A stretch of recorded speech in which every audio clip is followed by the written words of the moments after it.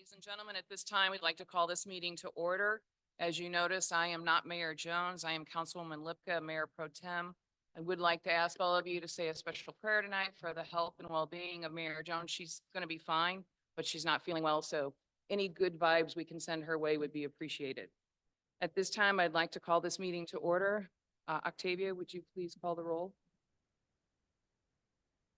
Here. Here. Here. Here.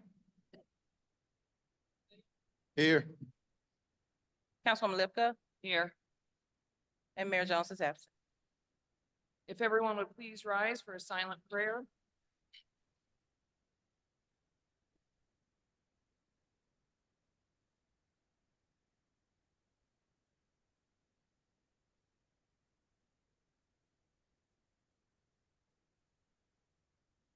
At this time, we will have the Pledge of Allegiance. I pledge allegiance to the flag of the United States of America and to the republic for which it stands, one nation, under God, indivisible, with liberty and justice for all.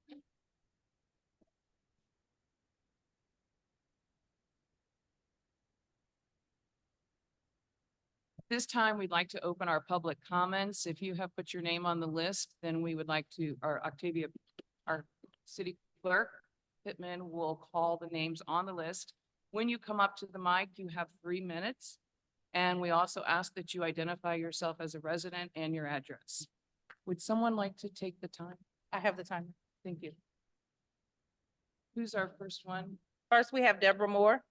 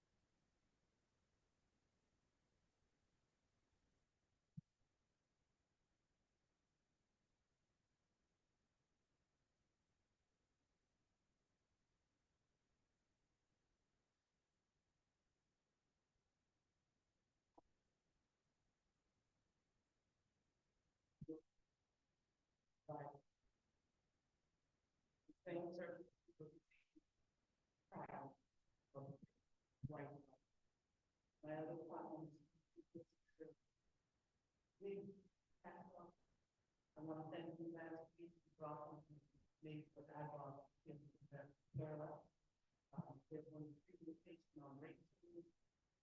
You mentioned that was not properly done for the bill. You made the question in time.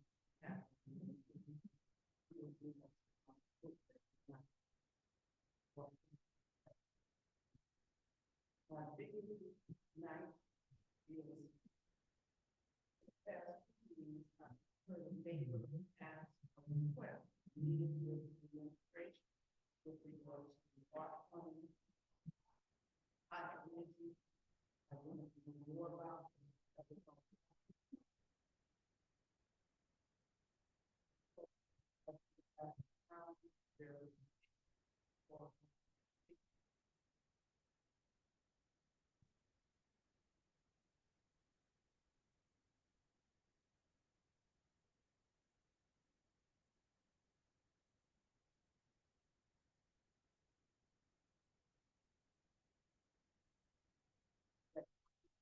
the latter, respectful, not acceptable, and I will not talk. So I will stand with you. My neighborhood request a meeting with the administration. Because I don't know who decided to put that money in debt. We are all one community. No, same.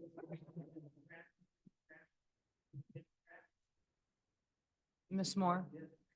Ms. Moore, thank you so much for your comments, and we will take those into consideration, but the 3 minutes is done.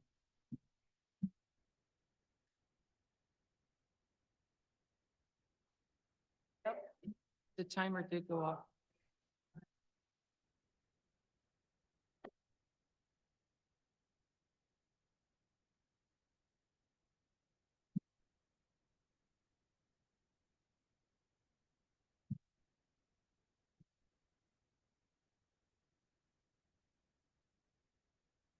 Next, we have Donna Moore.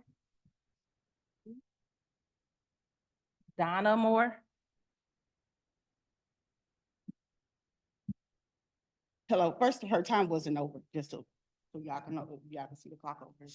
I have a few issues. My first one, have an issue with the neglected property that's behind me. I purchased a home over here 7, 8 years. I've called code enforcement several times. It don't seem to be no resolve. So my question is, how many times I gotta call before somebody come and give us some attention? Last week, we was in a meeting, I heard the information about the police and the new fleet of police vehicles and things that we have new around Ferguson. And I just wanted to know, how was this funded?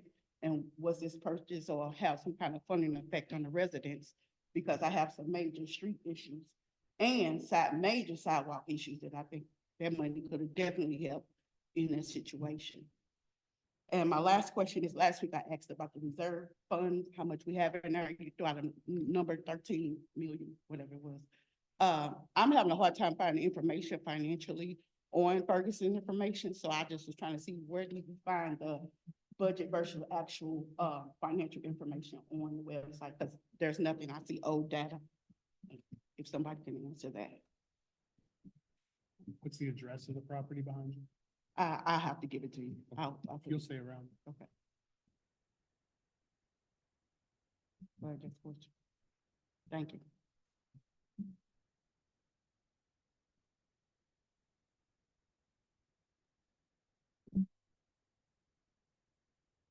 Stan. Thank you. First, I'd like to thank the city for tearing the house down on, my name is Stan Pashota. I live at 9248 Ellison Drive in the 3rd Ward. And I appreciate the city tearing the house down next door. The question I have is, I was wondering what is done with the trees that are standing and how much of the fence line gets cleaned up, or does it just leave like that? And also, who's gonna cut the grass over there after it's done? Does the city do that, or, I just had a couple questions that I wanted to ask, and I don't know how to go about getting the answer to. So if anybody could help me out, I'd appreciate it. Thank you. I can answer.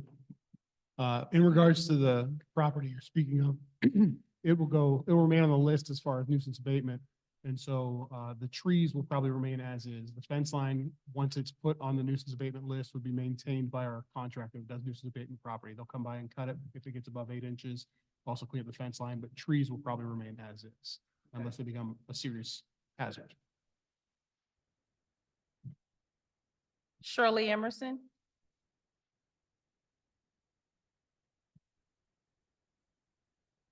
Good evening. I'm Shirley Emerson, and I live at 261 Royce Drive. I'm coming this evening, coming again to the council. On May 14th, I came to the council and I expressed my concerns over how the Ferguson was managing approximately $4.1 million in the American Rescue Plan Act, or otherwise known as ARPA funds. And expressly, I was concerned about the $650,000 that had been allocated by ARPA funds to the Ferguson Neighborhood Improvement Program. And so at that time, I requested a public meeting that could be held between city officials, including the members of the city council, the city manager, the Ferguson Neighborhood Improvement Program, the city attorney, the city clerk, and with the residents of Ferguson. And so that the Ferguson city officials could explain to the citizens how they drafted its policy on managing the ARPA funds, and citizens would be able to engage in questions and dialogue with the city officials. I proposed a date and a time and a place where such a meeting could be held. Well, since May 14th, we have sent subsequent letters offering other dates and other times that we could meet. I have been back to the council meeting several times, requesting a date, requesting a public meeting. We have received a few responses, individual responses, but we want to make it clear that we want a public meeting with all of the city officials present that I named, as well as an opportunity for our citizens to engage in a collective meeting, not a one-on-one meeting with individuals. And also, this is not a public, or it's not a seminar of sorts, but it's a public meeting. And so in that case, it would be hard to send you questions about what's going to be asked, because people have a lot of different concerns related to this topic. So we're asking, I'm coming, we're now at the end of June, so I'm coming and offering another date, Thursday, July the 25th, from 6:30 to 8:30. We could have the meeting, it would be at the Ferguson Empowerment Community Center, the Urban League building on 9420 West Florissant. So we once again are asking the city to come out and have this public meeting with our citizens and explain about the ARPA dollars. Thank you. Erica Brooks.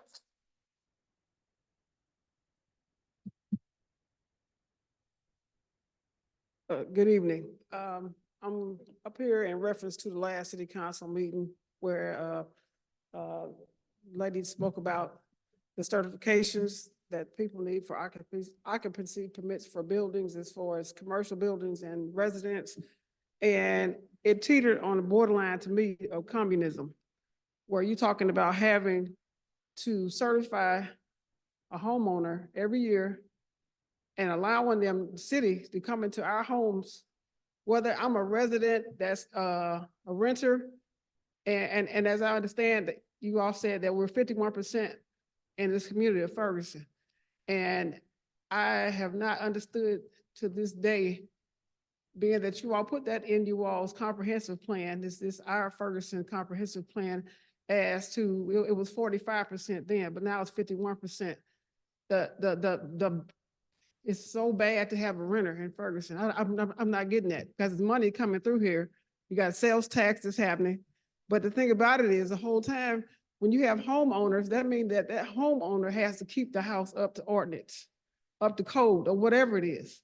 Not the person that's in the house. Yeah, they have to be a sufficient tenant in the home. But people talk about renters like we're like scum.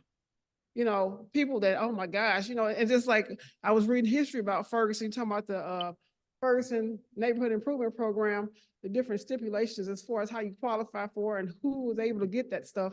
This is the same thing they talked about when they were segregated in Ferguson, you know, having certain people here in Ferguson that are teachers and firemen and police and all, but you have people that are paying money to live in these spaces, and we should be qualified no matter what occupation you hold. If you're paying sales tax, you should be able to qualify to get assistance to get your home improved.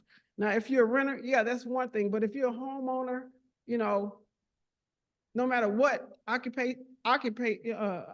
job that you have for a living, you should be able to qualify for that. And also, I was trying to find out when it comes to the different duties of a community development director, a city manager, the city council, who has the authority when it comes to inspecting these houses to say, okay, this person does pass the codes. Now, if you're a renter and a homeowner doesn't do their job, when is that person gonna be looked at as being evicted out that home? Because the homeowner doesn't do their job. That's just like over in Canfield, where all those people over there, you know, where they had the code that, you know, the buildings that were not up to code and they were evicted out of them spaces. What about these people that are in houses now? And you talking about this list that y'all had, you know, Rachel came up with last time. And how much time in between does that homeowner have to get their house right? And say, how much time does that tenant have in between for the homeowner to do their job before they get dropped out of the house? Thank you. Those So are all those excellent different things that are questions. happening, I think that you all really need to look at, just like y'all did with the businesses not being Ms. shut down. Brooks, look at our Ms. renters, Brooks, our those are renters as well. excellent questions, and we will definitely work to get you answers, but your And time we is should now be able to have a complete. town hall too, so we can give Your our time is opinions, not just, completed. we should have, time is we should have a town hall so that the resident can tell you what we feel about that list too, not just Time is homeowners. complete. And, Ms. Brooks. yeah, Please have your seat. I hope Thank you're you. looking at what I'm saying, a town hall for renters Thank also. you. Thank you. We appreciate your diligence. We have one comment online, and Okay. it's Tiffany Ellis. Good evening, everyone. Good evening, council. I would like to read a statement from Mayor Jones, who again is not able to be here tonight. She would like to thank everyone for attending the community meal for the Japanese guests. Mayor Jones and Nina hosted these international guests from the group Strengthening Local Governance in the newly merged traditional districts. Ms. Tiffany, Yes. so when you started talking, the volume was very, very loud in the room and we couldn't hear you clearly. Would you mind starting again, please, now that we've adjusted the volume? Okay. Thank you. Good evening, everyone. Good evening, council. My name is Tiffany Ellis. I live at 1312 Lang, and I would like to read a statement from Mayor Jones, who again is not able to be here tonight. But Mayor Jones would like to thank everyone for attending the community meal for the Japanese guests. And so she wanted to thank the group Strengthening Local Governance in the newly merged tribal districts, the group Promoting Prosperous, Safe, and Democratic Future. And Mayor Jones and Nina Thompson hosted these international guests. And on behalf of her hosting the guests, she was recruited by the State Department of the U.S. Speakers Program. And that is it. Thank you. Thank you. City Clerk Pittman, do we have any other comments? I do not. At this time, we will move on to our manager's report. Our city manager is out of town right now, so I'm going to turn it over to our Assistant City Manager, Dave Musgrave. Thank you, Councilwoman Lipka. The only thing we have.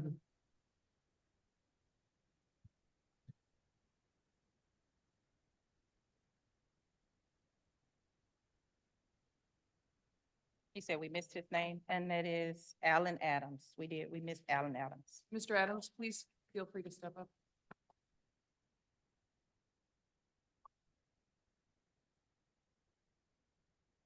Good evening, council. My name is Alan Adams. I live at 20 North Marguerite Avenue.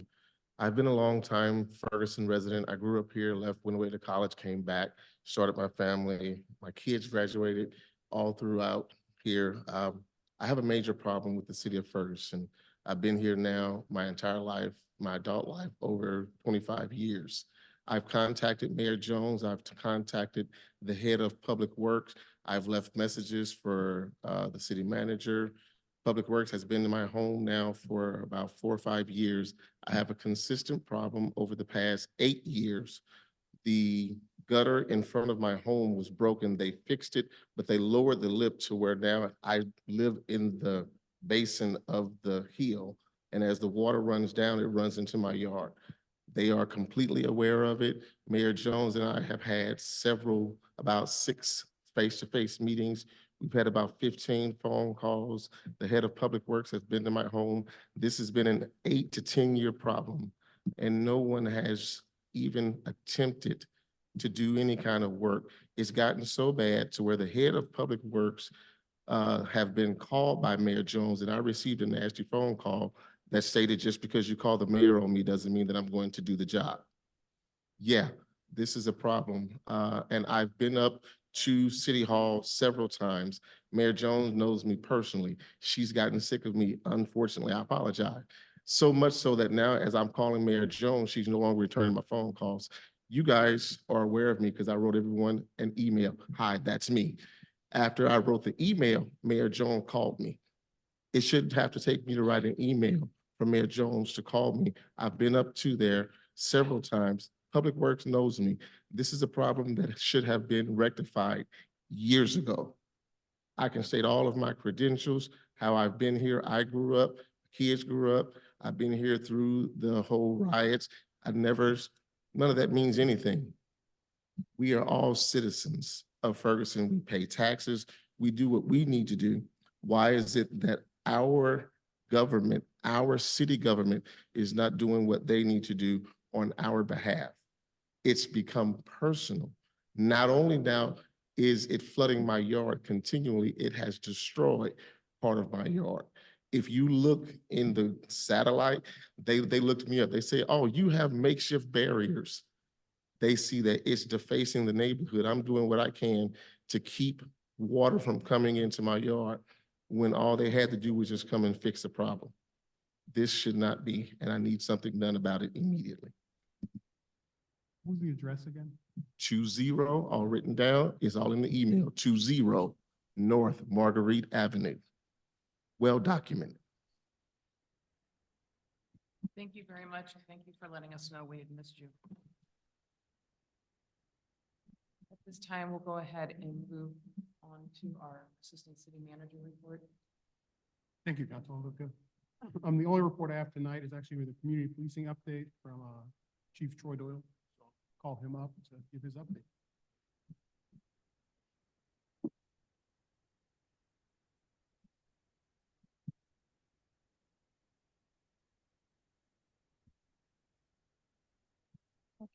Council, ladies and gentlemen, good evening.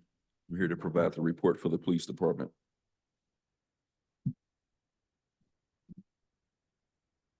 So as usual, I'm gonna talk about staffing updates, part 1 crime, part 2 crime, traffic, and community engagement. As far as staffing, again, things are pretty static. As you can see from the patrol officers, we're 2 down from our authorized strength. However, while it looks like we're 2 down, we're really more than that because we still have 6 corporals that we haven't promoted yet. And those corporal positions would come from those police officers' positions. So we're actually down a little bit further than what that chart actually shows us. As far as part 1 crime, again, the thing that stands out the most is the murder homicide rate. Again, I repeated every meeting, the one incident with the young lady that did the murder suicide. And again, I bring that up because a murder's a murder, right? But if you take that incident out, we actually only up 1 to be 5 compared to 4 this time last year, which would really put us up 25%. However, the numbers are what they are. In regards to the other thing was the burglary trend. So we're up 95% on burglaries. I'll talk to you a little bit about that here shortly. It's good to see that auto thefts are starting to trend down a little bit. We still have some steering wheel locks or clubs, I'm sorry, at the station if anyone is interested in it. We got a few left, but we do have them there if anyone is interested in it. However, if you look at the part 1 crime statistics total, we're down 3% for the year. So we had a couple incidents that happened since our last meeting. This individual right here was involved with a shooting along January Avenue, not too far from our pool. He shot an individual in the leg, took off running. We were not able to locate that individual that day. However, through witness testimonies and video footage, we were able to identify this individual. Few days or a short time thereafter, we engaged in a foot pursuit with this individual. We couldn't catch him. He discarded a gun during his foot pursuit. However, we seized the gun, and the gun that we seized matched the ballistic stuff from the shooting that took place on January. So we were able to tie this individual to that shooting. Again, a few days after that, we seen this individual again. We were able to apprehend him and take him into custody.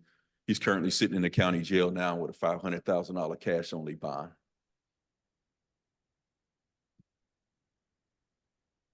The next incident I want to bring to your attention, we had a shooting this past weekend in front of Sam's Meat Market, actually on the parking lot.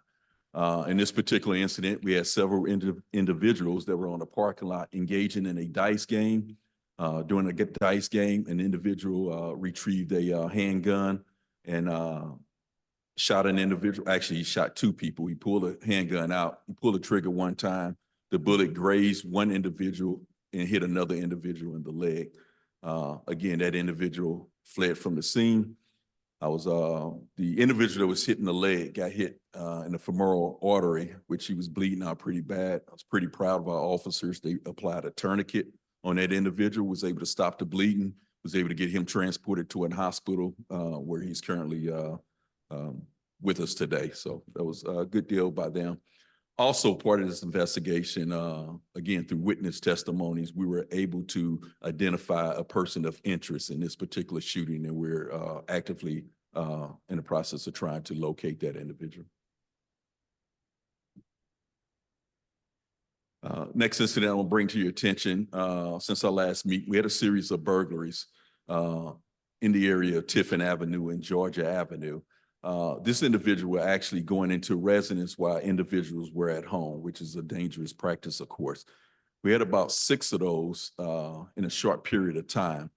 After looking at the numbers, we put together a small detail, surveillance detail in the area. We seen an individual that were kind of going door to door. Our detectives and officers made contact with this individual. While we couldn't prove nothing on that individual that day, however, after that contact, the burglaries, for whatever reason, ceased in that particular area. So we have a strong feeling that we may have an idea of the person that's responsible for it. So that person has been identified, and we're currently doing extra patrol in that area. In regards to Part 2 crimes, again, nothing significant really stands out. However, we are up 11% for the year. We had 2 more DWI arrests compared to this time last year. And that's pretty much it. I'm gonna skip past this slide because it's not the right slide for that. As far as traffic warnings and citations, year to date, or at least to June the 5th, we had 1,264, which 894 are actually citations and 307 70 were actually warnings. Year-to-date comparison, again, if you look at the totals compared to this time last year, at least to June 5th of this year, we're actually up about 21% as far as total, and about 21% again as far as citations issued. Again, these are the failed yields. Believe it or not, to our surprise, these are starting to go down a little bit. So it decreased 12% from those weeks noted. However, we still had 65 total for the year. And again, when I talk about failure to yield, these are the individuals that the police officer attempt to stop for a violation, and these individuals refuse to stop. In regards to community engagement or activities within the police department, on May the 28th, we swore in Sean Liddell. He come to us by way of the Pagedale Police Department. He's currently in field training now with us and doing a great job. At the request of Councilwoman Rita Days and Shalonda Webb, sat on a panel for the North County Juneteenth event with Chief Gregory of St. Louis County to talk about violent crime in the North County region. Also attended our Juneteenth event here in the city of Ferguson, which was turned out well, good attendance. Everything turned out great. Also attended the Jeske Park Neighborhood Association meeting on the 13th, where we invited the prosecuting attorney's office to talk about violent crime and how they handle those things. Pretty good meeting, low turnout, but they provided some pretty good information to the residents that was there at that meeting. At this time, I'll open up for any questions that you may have. Councilwoman Noah? Thank you, Mayor Pro Tem. Thank you, Chief, for the update. My question is, can we receive an update on the how the investigation has gone for the incident that happened during the Human Rights Commission meeting in March, where we allowed someone to speak, you know, and have that space? And so if you could just speak to that, please. Sure. The incident in which you speak of is where the individual made some, basically some racist comments on the call. unfortunately, that individual didn't make any direct threats to anyone, so it was hard to prosecute. However, talking to the detectives, what we're gonna have to do in the future in these particular cases to make sure that when we do those type of Zoom calls, that we, I guess, do with a private ID where just anyone just can't get on. But as far as prosecution, there's nothing that we can do. I'm just, when I heard the video, I was just equally upset as you were, hearing some of the things that came out of that. But again, as far as prosecution, there's not much we can do, being that he didn't actually make a threat. Thank you. Councilwoman Robinette? Chief Doyle, in the past, previous police chiefs have, they have turned over to council like daily reports or anything that was big, you know, for the day, and it didn't necessarily have all the information, but it was just a summary. Is that something that we could get again? Because we find that we're caught off guard of what's going on, and we have residents ask, and like I live near Georgia and Tiffin and didn't know anything about that, which I guess is good. They didn't break into my house, but Yeah. I didn't know anything when people were asking about it. So I think it would be very helpful if we could just get a daily summary of Okay. what's I'll, going on. I'll come up with something to see with that. Yeah, I can Yeah. see if I can find an older one that just for a template. Thank you. And then I have, sorry, do you have something? Mr. Williams, go ahead. It breaks my heart to hear all this crime, because I know it's young people. You're not shooting dice for fun. It's gambling. You're trying to get some money. And we had a meeting when I got sworn in. And, you know, I was mentioning stuff like the midnight basketball next door, or maybe prizes, and do a substation up here. I really would like to brainstorm with you, come up with opportunities and activities to give these young people another outlet. You know, it just breaks my heart, and it's not going to get better. It's going to get worse. But a lot of times the best way to fight crime is crime prevention. So I know you said the midnight basketball wouldn't work. I disagree. For some kids it will, but I would like to brainstorm with you and just come up with some ideas or activities to get these young people off the street. And statistically, when school is out, they don't have anything to do. An idle mind is the devil's hands. So it's going to get worse. Typically, when these kids are out for summer, spring break, it gets worse. They don't have anything to do. And so, you know, I'm going to do my homework and try to find opportunities and activities to reduce the crime. So it's crime prevention, but you know, that breaks my heart to hear that. Councilman Williams, I couldn't disagree with you, or couldn't agree with you more.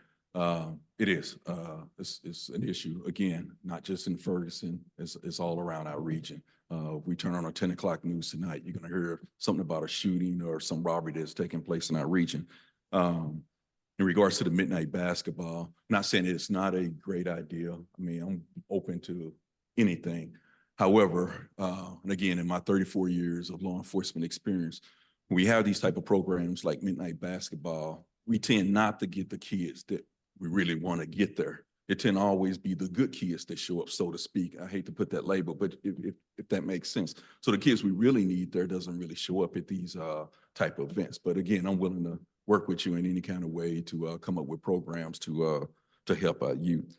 In regards to the dice game, I do have a meeting scheduled tomorrow with Sam's Meat Market. We ran a report, and it turned out over the past 2 years, there's 300, close to 400 calls for service that has taken place at this particular location. And the reason that's important to this council and to this community is that that takes a lot of resources from the police department. Because if we continually dealing with the same issue at the same location, that's an officer that's taken away that should be patrolling somebody else's neighborhood for, you know, burglary suspects and things of that nature. So that being said, I got a meeting tomorrow scheduled with the owner. I plan on it.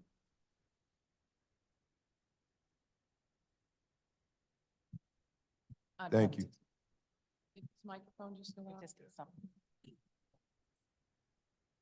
Chief Doyle, I have two questions for you. In regards to the, break-ins that we saw happening in Georgia Tiffin neighborhood, Mhm. I saw it on Facebook, unfortunately. That's how I got my information.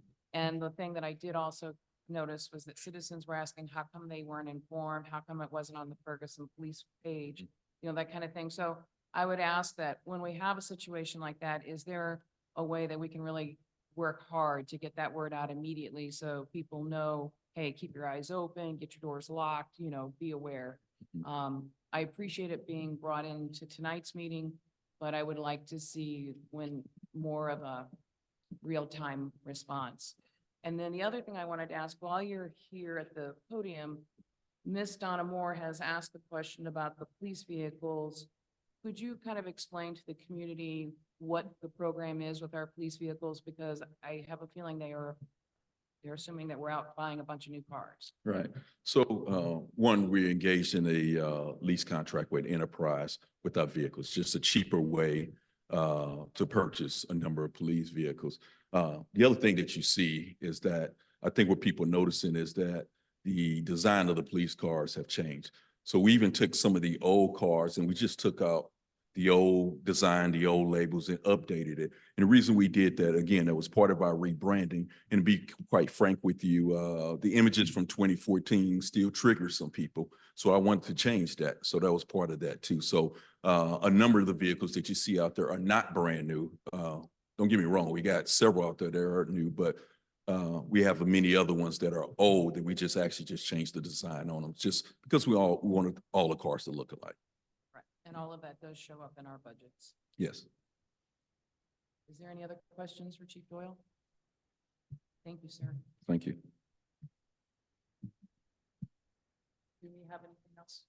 That's great. No, ma'am, that's everything for the manager's report. Thank you. All right.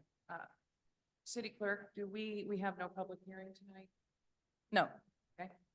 you do. You do have a special presentation though. Okay. We have a special presentation by Ameren Smart City Pilot Program. It will be given by Ms. Candace Brown, if she would like to approach the podium. Good evening. I would like to ask, we prepared a presentation that we're unable to show, and we want to convey our message with the presentation and be able to express our gratitude to the city of Ferguson for the Smart City Pilot Program, and we want to do it properly. So I was going to ask if it's possible for us to be added to a future agenda, maybe the next one, just so we can make sure that our presentation is able to be projected. I don't see any issues with that, and we could put you on the July July agenda. 23rd. It will be July 23rd. Okay, that would be perfect. works. That'll give you about a month. Okay, thank you. Thank you, Ms. Brown. All right, so we move on to our consent agenda. At this time, we have our regular minutes and our special minutes from May 15th, May 21st, and May 30th. Our regular minutes from June 11th. Do I request a motion and a second to approve the meeting minutes? So moved. Second. All in favor? Aye. Any opposed? Okay. We move along to our board commission minutes. We have our farmers market minutes from April 10th, 24. I request a motion and a second to receive and file the meeting minutes. So moved. Second. All in favor? Aye. Any opposed? All right, we move on to our appointments. Okay, at this time, what I am going to do is I am going to go through each board and read out the names, and then we will have one vote to reappoint because these are all reappointments. And I did clarify this with the city clerk today. Okay, so on our architectural review board, we have a reappointment of Richard Link. On our Board of Adjustments Board, we have a reappointment of Alan Mueller and Robert Nelson. On our FNIP Board, we have a reappointment of David Keller, Pamela Hartley, Larry Robinette, and Mike Lanero. On our FSBD Board, we have a reappointment of Lizzie Lanero. On our Ferguson Youth Initiative, we have a reappointment of Darius Turner, Amaria Turner, Naya Ross, Mega Emaji, Zaria Easterling, Lenadia Gibbs. Moving on to the next page. On our Human Rights Commission, we have a reappointment of Jacqueline Lewis Harris. On our Jeske Park Commission, we have a reappointment of Mary Ryan, Noah Kirby, Michael Quintero, Bryce Robinson. On our Landmarks, we have a reappointment of Jill Holtrup and Anna Callahan. On our Library, we have a reappointment of Becky Mueller, Mary Kay O'Neill, John Knowles.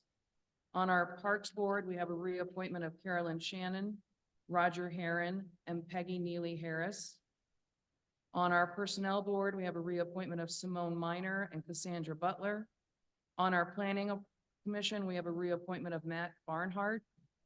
On our Traffic Commission, we have a reappointment of Terry Fouché and Sarah Broyles, and we are removed for no participation Natasha Swan. On West Florissant Advisory, we have a reappointment of Alan Mueller. So at this time, as those are all reappointments, I ask for a motion and a second to approve. So moved. Second, Naquita Noah. Is that a roll call or is that all in favor? A roll call isn't necessary unless you guys request it. All in favor? Aye. Any opposed? Okay, we have no I'm sorry, let me go to requests. Our annual liquor license renewals. Can I turn that over to you, Mr. Musgrave, and you, City Clerk Pittman, to kind of explain to us where we are at with these? Yeah, I'll take it. I first want to explain the process this year, because this is the first year the city embarked upon an online process for liquor licenses. So it did present some challenges because number one, our businesses weren't used to doing an online process. Some were unknowledgeable about how to use the program and so forth. So, but you know, I just wanted to make sure that that was explained first. So what we are presenting today, I guess I should also explain kind of where they are in the process and how it actually works. So once you apply online for your liquor license, then the city clerk's department will go through and verify that the requirements are met. So all the paperwork is put in, which is your state license, your county license, your taxes, your background check, your voter registration, for some inventory. And then from there, it goes to our planning department, or community development is what is referred to now, code enforcement. It goes to that department for inspection, and from inspection, and so an exterior inspection is required for liquor licenses. So then it goes to finance to verify that the business license has been obtained. And then it comes back to the city clerk for approval. So we do have multiple vendors that are still held up somewhere in that process. Many of them are still really being held up in business licenses, just a verification that they've gone through that process. So what I'm presenting tonight, those that have completed all of the steps, is going to be Walmart, Sam's Club, Ferguson Phillips 66 on Newhouse Ferry, Max Convenience, which is on South Florissant, the Hive Cafe, Drake's Place, Sammy Sons is on West Florissant, Elicious Restaurant, Quick Trip, Snooks Market, Ferguson BP, which is on South Florissant Road, the A1 Market on Purcell, and the Gala Rose Room. Are there any questions? Oodles of them.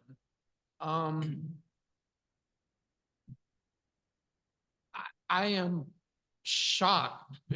Am I correct that this is any liquor license that isn't renewed or extended at this meeting will expire, and after June 30th, they would be unable to sell liquor? That's correct. So we have Ferguson Brewing Company Who does We not have an have- application on file? Huh? They do not have an application on file. We have Me's, we have Montrez.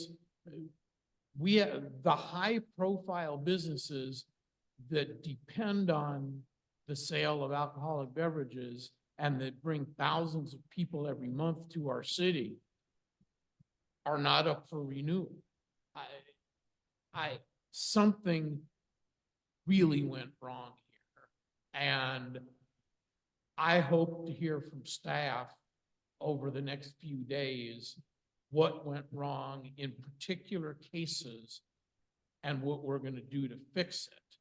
Now, we also have a couple of businesses. Obviously, we're going to have to extend these licenses for 30 days or whatever. Because we're not going to put the brew house and Mimi's out of business because we have a new system and something didn't work out right.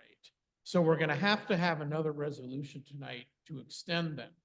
However, we have had discussions about a couple of issues. First of all, as Chief Doyle said earlier, Sam's Meat Market has been a huge drain on resources for the police department with hundreds of calls over the last couple of years.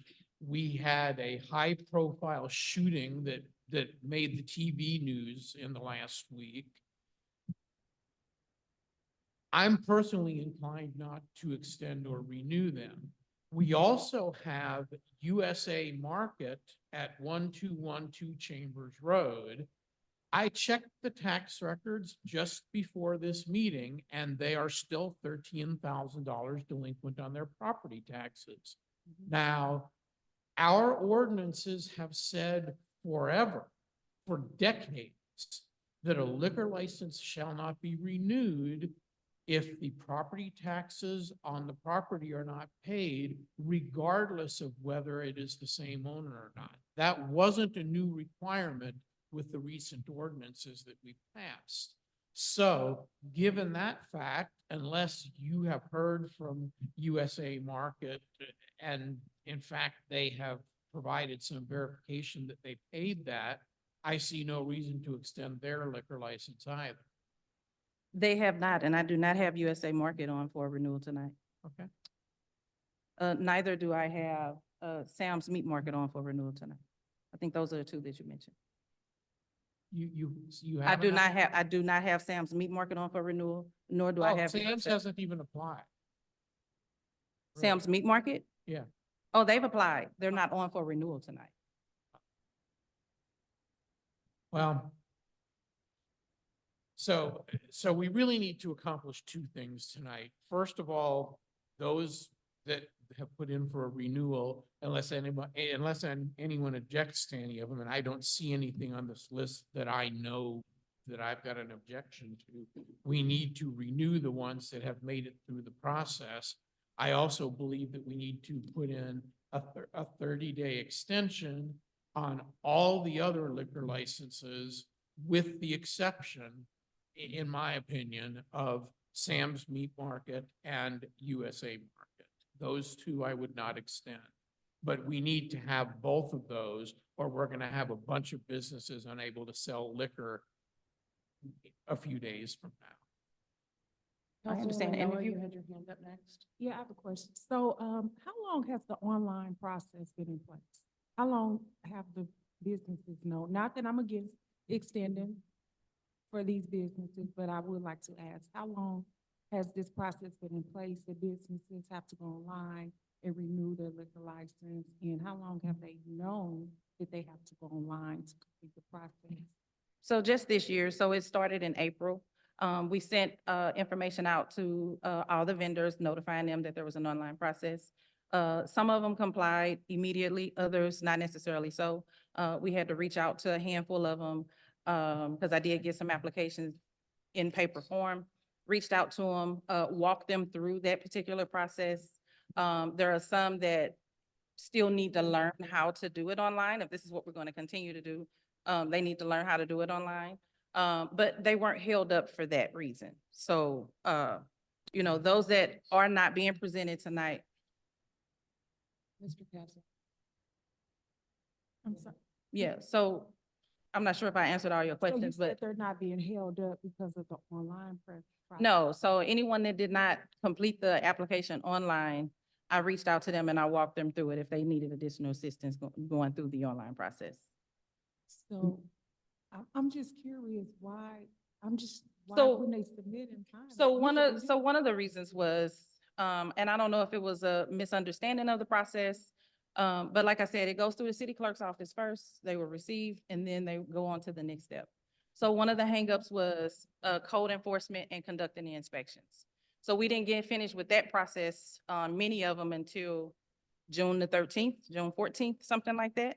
And then they move on to finance. So once they moved on to finance, I think at that time, finance personnel was out of the office for like a week and a half, 2 weeks. And so, now here we are. I just want to, and I want everyone to understand, Yeah, so people absolutely. know if we do approve the 30-day extension, like, we're not, giving them favoritism. There are internal processes that are slowing down I understand. their process. And because of their to be- Sorry. To be clear, a lot of these, like we mentioned, there's a couple that have not applied for liquor license process. Most of the majority, I would say 80% that we're waiting on are waiting on business license or in finance. We've resolved some of them today. We're hoping to reach out to them tomorrow about the business license process and where they're at and what all is taking place. But there was a lot of turnover in that department, as you're aware of, training new people. And then like you mentioned, there was at least one staff person out on vacation for a week when this process was taking place. So that's the main hang up of this entire thing right now. if we're honest. At this time, I'm sorry, just Go one ahead. more. Did you say, what about Ferguson marketing? Is Ferguson marketing on? Not for tonight, Not no. for tonight. Okay, thank you. Yeah, not for tonight. how many are on the list that is still in the pipeline? For tonight? No, these here have completed the pipeline, correct? Mm-hmm. So how many are still in the pipeline, so to speak? Oh, I don't have the total number of them pending, but probably about 15 or so. 15 or so? Okay. At this time, the next person who had their hand up would be Councilwoman Robinette. So my first question was gonna be like, as the date approached, I mean, that's quite a handoff. Is that tagged in a system? Is that like an open go where it gets handed from department Yes. to department? Yes. Is there any kind of follow-up check? But that was gonna be my question, but then hearing that the inspections weren't done until June 13th, Mm-hmm. that's problematic. I mean, at that point, we should have been notified that there's gonna be a lot of them that aren't gonna make it through, or like, that it still has 2 more to go through Mhm. to get there.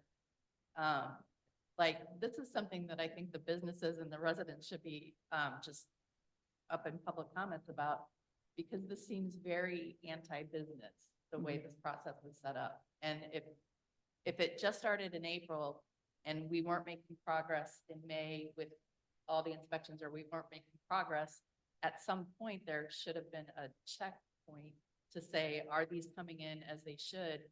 And did you guys reach out to the ones who hadn't applied online? Yeah, so I've reached out to those who did not apply online. Like I said, I've reached out to them. We're working through that particular process. And anyone that, if I have the paper application, I'm not holding them back for that purpose. Okay. Right? So I'm not holding them back for that. But the majority of the hangup was, us not going through the inspection process. While I did not come to the council necessarily, I've had that conversation with the city manager's office multiple times on where we were with that process. In fact, Dave specifically, so you can speak to that. I'm just saying that as a council, we weren't made aware of it, Mhm. So that we could wait in or help expedite the process so that it wasn't so clunky here at the end. Gotcha. Yeah, thank you. Is there any other council members? Mr. Castle? Yeah, as it happens, we have a member of council who is involved in one of the liquor license establishments. And I think it might be of value to hear what happened with him in this process.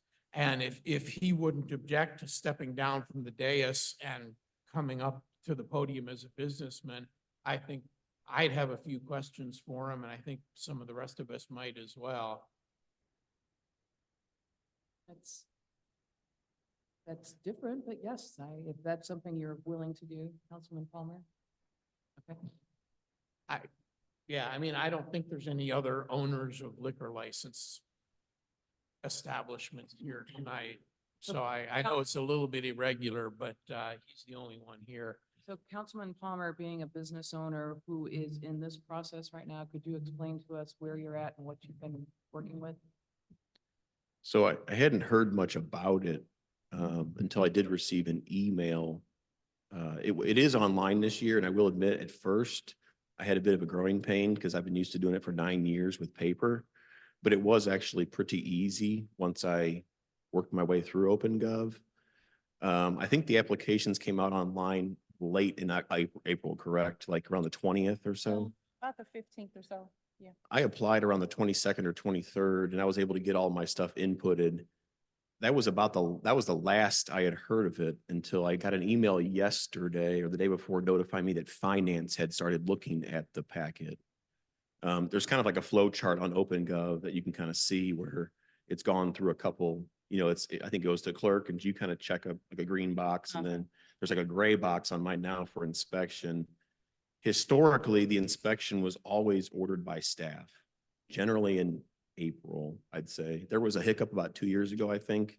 They were late in getting inspections done. But I hadn't heard anything until about a day or so ago that said finance was in review, which is somewhat concerning to me because they were reviewing my business license, but that business license actually was applied for like in March.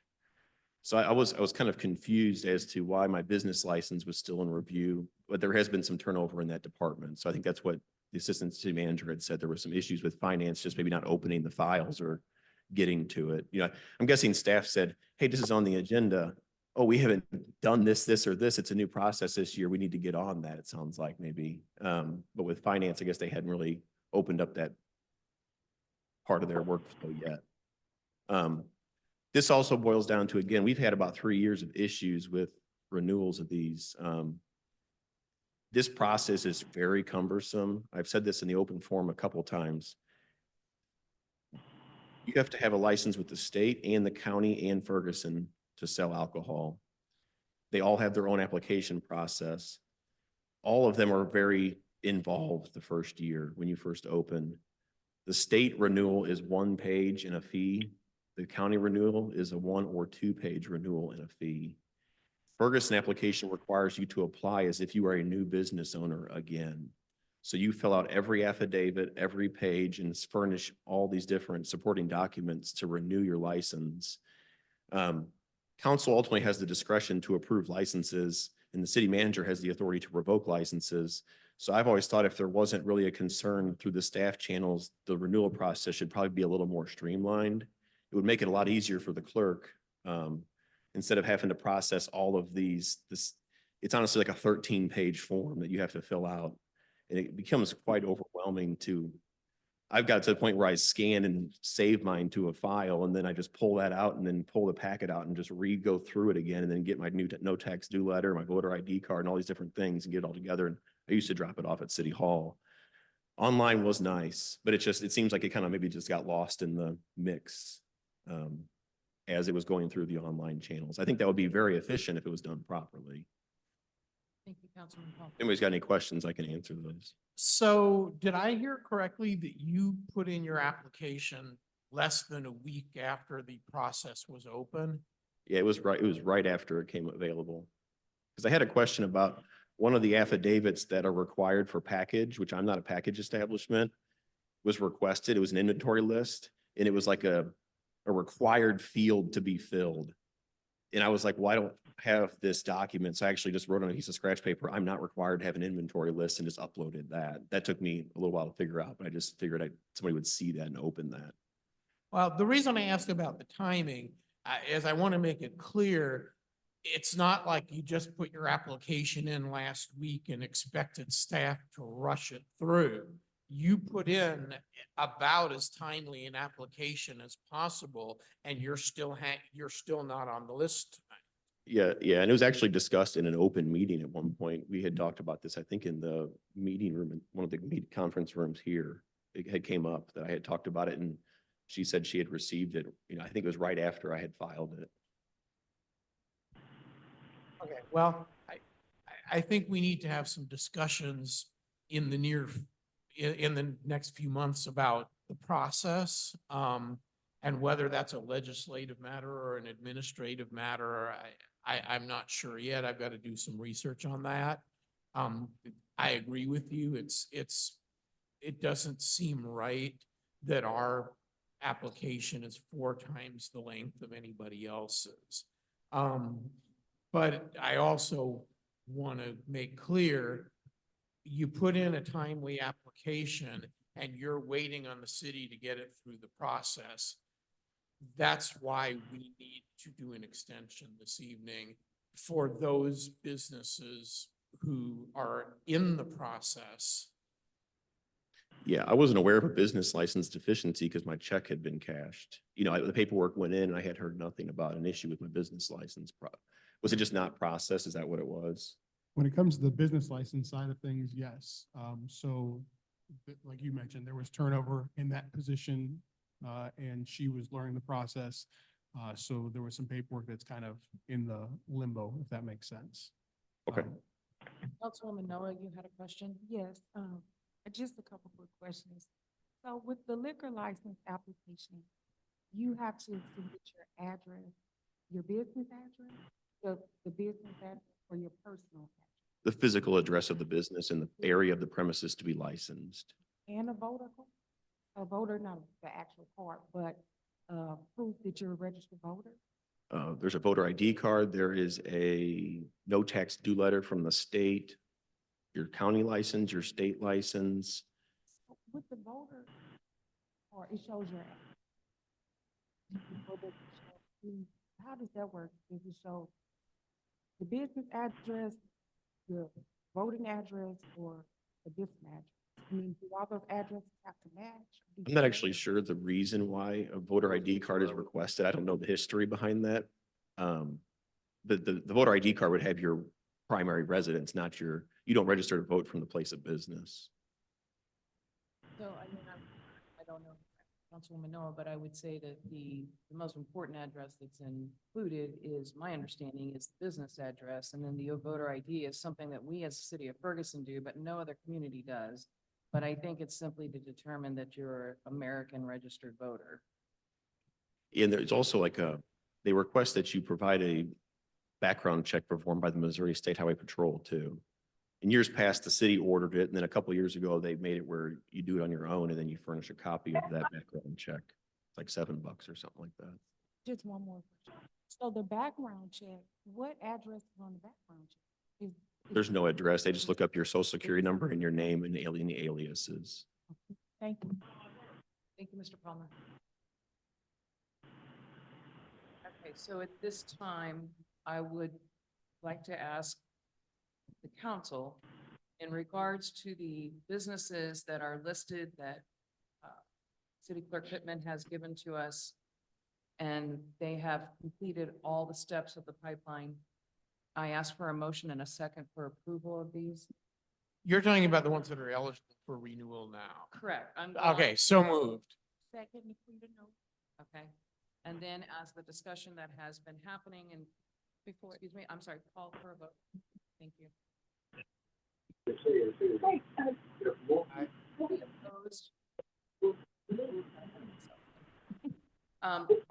As the discussion has been going, and we know that there are businesses that are still in the pipeline who have had inspections done just within a week or so, and now those inspection reports are going on to finance, so finance is still working on their end of it.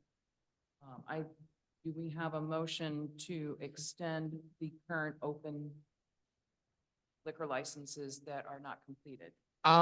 So we don't have any way at this moment of knowing who has applied, where they're at in the process. There's just no way we're going to get that information tonight. So my recommendation would be that we extend all existing liquor licenses for 30 days, excluding those which have been renewed and therefore need not be extended. And I also would like to exclude USA Market because they are tax delinquent and would not be eligible for renewal. And I would like to exclude Sam's Meat Market based on the reports we've received from the police department. And so that would be my motion. You need him to restate that. No. Do I hear a second? Second. All in favor? I, I'm sorry. I just want to. discussion. Discussion. Yeah, Discussion. Has the clerk verified that the market has not paid the tax? Is that? For A1 on Chambers? Yes. USA Market the on tax- I mean, I'm 12, sorry. 12 Chambers. 12 Chambers, yes, they have, no, they have not. They have not. Mm-mm. All right, so I did make a mistake. Again, I apologize to the community by asking for a vote before discussion. So now that we have had discussion, I would like to reiterate at this time to ask for a vote. Are all in favor? I, All opposed? All right, so we will extend accordingly. Okay. Going on to resolutions. I ask without objection will introduce by council members present. Any objections? At this time, I'd like to ask Attorney Thomas Seelig to read by title resolution number 2024-25.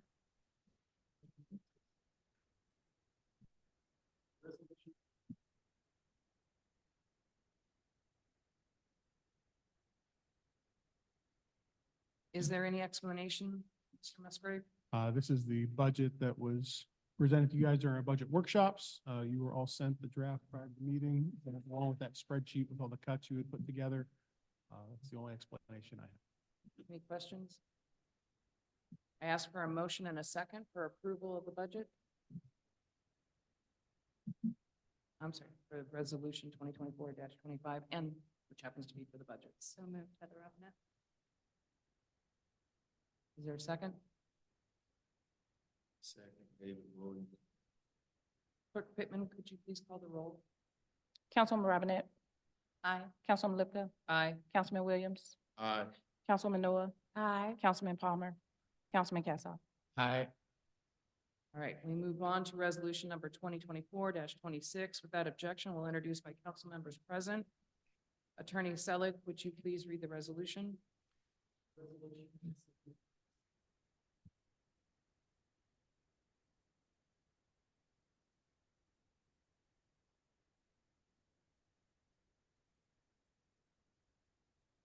Is there any explanation necessary, Assistant Manager David Musgrave? No, this is the same as the budget, but it's the capital. I ask for a motion and a second for approval. So move Naquita Noah. Second, Heather Robinette. Clerk Pittman, could you please call the roll? Councilwoman Noah, Aye. Councilman Palmer, Councilman Cassoff, I, Councilwoman Robinette, Aye. Councilwoman Lipka, Aye. Councilman Williams. Aye.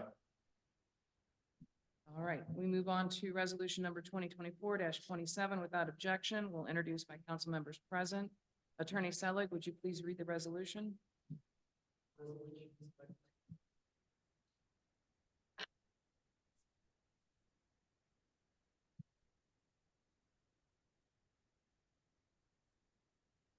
Assistant City Manager David Musgrave, do you have any explanations? This resolution was talked about in our budget sessions. I do have Chief Doyle here if you guys have questions about it, but I think it's pretty self-explanatory. Do we have any questions for Chief Doyle? All right, thank you. I ask for a motion and a second for approval. So moved, Heather Robinette. Second Naquita Noah. Clerk Pittman, will you please call the roll? Councilwoman Robinette, Aye. Councilwoman Lipka, Aye. Councilman Williams, Aye. Councilwoman Noah, Aye. Councilman Palmer, Councilman Cassoff. I, All right, now we move on to resolution number 2024-28. Without objection, we'll introduce by council members present. Attorney Selig, up again.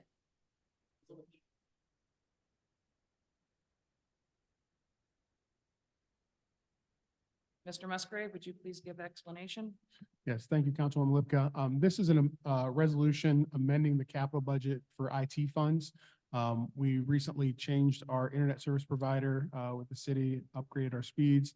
The current switches within the city walls of all our facilities won't support that speed. And so we need to update all the switches citywide. So that's what this budget amendment is for. If I'm honest, we weren't aware of that until about 30 days ago. So we had to get different pricing for you guys. We brought you the cheapest one. When you say switches, you're not talking about light switches, you're talking about the internet switches. Talking about data switches, if you're familiar, it's a big long box that all the Ethernet cables plug into. Our current switches only support 10 up and 100 down, and we switched to gigs, so we're only getting a tenth of our speed. Not, Yes, ma'am. Are there discussion, question, Yes, Councilwoman Noah? thank you, Mayor Pro Tem. Just a quick question, Dave. Who is the city's current internet provider and what is the brand name of the switches, or is there a brand name, or is that me? Yeah, I want to say it's in here. Give me one second. Our current provider is Spectrum. The brand name, I included a bid price in here. Give me one second.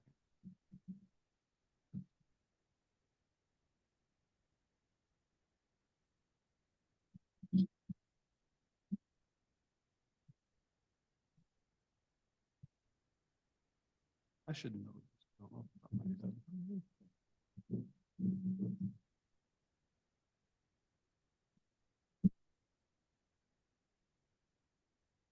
I don't have the brand name in front of me. Because I didn't see it, that's why. Yeah. Yes, Councilman Williams? Who are we switching to for the ISP? We didn't switch. We executed that several months back with Charter. We just upgraded the speed to a higher level. We sent it out for an RFP and they were the lowest price at the time. Does AT&T have fiber? Charter does. I can't remember if AT&T does. I want to say they did, but again, it went after the RFP process for the cheapest. We're with fiber with Charter.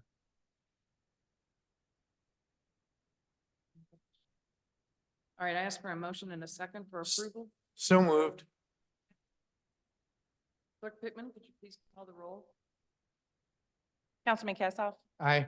Councilwoman Robinette, Aye. Councilwoman Lipka, Aye. Councilman Williams, Aye. Councilwoman Noah, Aye. Councilman Palmer. All right, we move on to resolution number 2024-29. Without objection, will introduce by council members present. Attorney Selick, could you please read the resolution?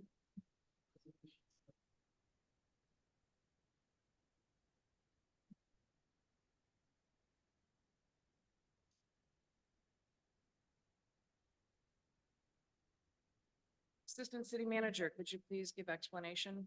Yeah, I'll give you the rundown and Rachel is here with the planning department in case you have questions. We selected a vendor for demo of approximately 48 to 50 homes. Awarded that contract in the fall. The contract was to execute the demolition within 90 days. Contractor we selected, which was the lowest bidder, has not been doing that in a timely fashion. We weren't happy with the performance. We're voiding that contract. We're bringing to you the second contractor in that RFP process, which is the second highest bidder. And we've already had discussion with them for the contract. They can execute a lot in a more timely fashion. And so that's what's in front of you this evening. Also, didn't you also say in some of the reading that I had done that this was a contractor you have worked with in the past as well? That is correct. I have personally done work with them in my role as previously with Parks Director. They're the same contractor which is on the car wash in West Florissant, and they did great work over there. They did good work. Are there any questions? Councilman Cassoff? How much are we into this first contractor for, and are we gonna get our money's worth or get our money back? So that's the kicker. They have taken down a few homes. I believe the number is about $50,000 total, and that'll go through legal and to take any recourse we need to in that regard. He's demolished one and hauled it. 238 Wesley, as of earlier today, had been demolished for more than a week, but the rubble was still there and the lot hadn't been cleared. $50,000 is more than two houses, right? You're correct. There was some work in the contract in regards to the tap, asbestos, all that stuff. So we needed to get the figures together to figure out how much we actually owe them versus what's been paid, but that is the route we'll Wait, take. we owe them or they? No. As far as what we actually needed to pay them for the work that was performed versus what has been paid. I'm sorry. I mean, the misspoke. utility disconnects haven't even happened at most of these properties as of the last spreadsheet I saw. Correct. That's what we have to gather all the information and figure out what was actually owed. At this time, Mr. Palmer, do you have some comments or questions? Unfortunately, the bids were basically à la carte per property, right? So we within reason, no, they tore down Starlight, they tore down 238 Wesley, there was a fixed number to that. Now, if there was an asbestos remediation on top of that, that's always additional anyway. Correct. It's generally just for services rendered, so they should be able to produce an invoice. Usually use an outside firm or something to do that. Now, that is going to get a bit hairy if they did some tap destroys or something on some properties, or if they've applied for waste disposal permits with St. Louis County. So you said you're just have legal try to figure out what's a reasonable amount of services incurred for what they've done based on their bid, then go from there. That's correct. And you're correct. That bid was originally itemized by property. That's how we broke it down. But the question still remains, like you mentioned, with county, what they've put out as far as funds, and then with tap destroys and everything else. But we're still trying to gather that information, what's a reasonable amount, and then we'll figure that out. Sometimes in my business, when time is of the essence, there could be a clause in a contract that says something such as, you have this many days to do this, or else it costs you this much. Is that something we're considering or no? Yes, it's always something we consider as far as that. And then we also have bond measures and stuff we can look at as well. Like sometimes they'll provide their reasonable expectation of when they can perform the work. You add a little bit of fat onto it for weather delays or destroy delays. And then you say, for every day it's not done, it's going to cost you $1,000. That's typically what we have in contracts when it goes in that regard. And then you've always got the exception at the end. Like you mentioned, of whether you can negotiate this further with approval from the city manager, that type of thing. So Right, that's there's always definitely something- extenuating circumstances. Correct. So, thank you. Do we have a clause that is being referred to in the current contract with this current, not the one we're getting ready to bring on board, but the one that's current? I would have to, I have to read the contract. Could you approach podium? Like, specifically to the 1,000? Yeah. No, we don't have anything like that. We do have in there that, the work was supposed to be completed within 60 days of the notice to demo. And Okay, so with that being said, if it was supposed to be completed 60 days from notice of demo, and you have notice of demo, that is, even though it's not the clause specifically like what Mr. Palmer is saying, you do have recourse in that regard. Mm-hmm. Okay, and then do you have anything going forward in the next contract that would resemble what Mr. Palmer is referring to in the newer contract with Tubbs and Brothers? Yeah, and we are still in the negotiating terms with theirs as well to make sure that we don't oversee anything and have all of our Ts crossed and Is dotted. Is there an, see, okay. Mr. Palmer? And I just wanted to say the $1,000 number was just an example. I don't know what would be typical for something like that. It would probably be based on the size of the project or something, but I was just kind of throwing a number out there just to illustrate how that could work in our favor, where we're under the gun to get, because these properties truly are hazards to health and humans, they're hazard to health and safety. So it is important that the contract, like the fact that there's a pile of rubble sitting is not comforting. That actually is more dangerous when you have a foundation full of debris. So it's good to have them, understand that once it's torn down, in reality, they probably shouldn't have done that. They probably should have had the truck ready and then put it in the truck. It makes more sense for them that way too. So it's just a way to protect the residents in the city because people could get hurt if something was in process. Thank you. Mr. Kassoff? Have we discussed availability and timetable with the new vendor? Yes, we have. What's the expectation in terms of them getting going on these if we let the contract? Almost the same timeline. We have communications that, after awarding the bid to them, within, 7 days, I'm going to notify them that they have been awarded the bid. And then once that starts, then they have, 60 days similarly to this contract to begin the work. And then their time frame, the current contractor is looking at about, I would say like 4 to 5 weeks per house, which is a little extraordinary. And this contractor is looking at taking, 3 to 5 days, go in there, sweep one down, move on to the next. Mr. Palmer, you have your hand up? My question too is this applies to our first round of hearings, where there was 48 houses originally on the bid. And there were some owners who did come, and I believe some actually did perform and got off the naughty list. How many of these homes, I know we're authorizing, I think it was 50, but how many actually are in reality on this list that either have not abated their nuisance or became not dangerous, and also we've also torn a few down, correct? So like how many actually remain from that original bid? Do you know?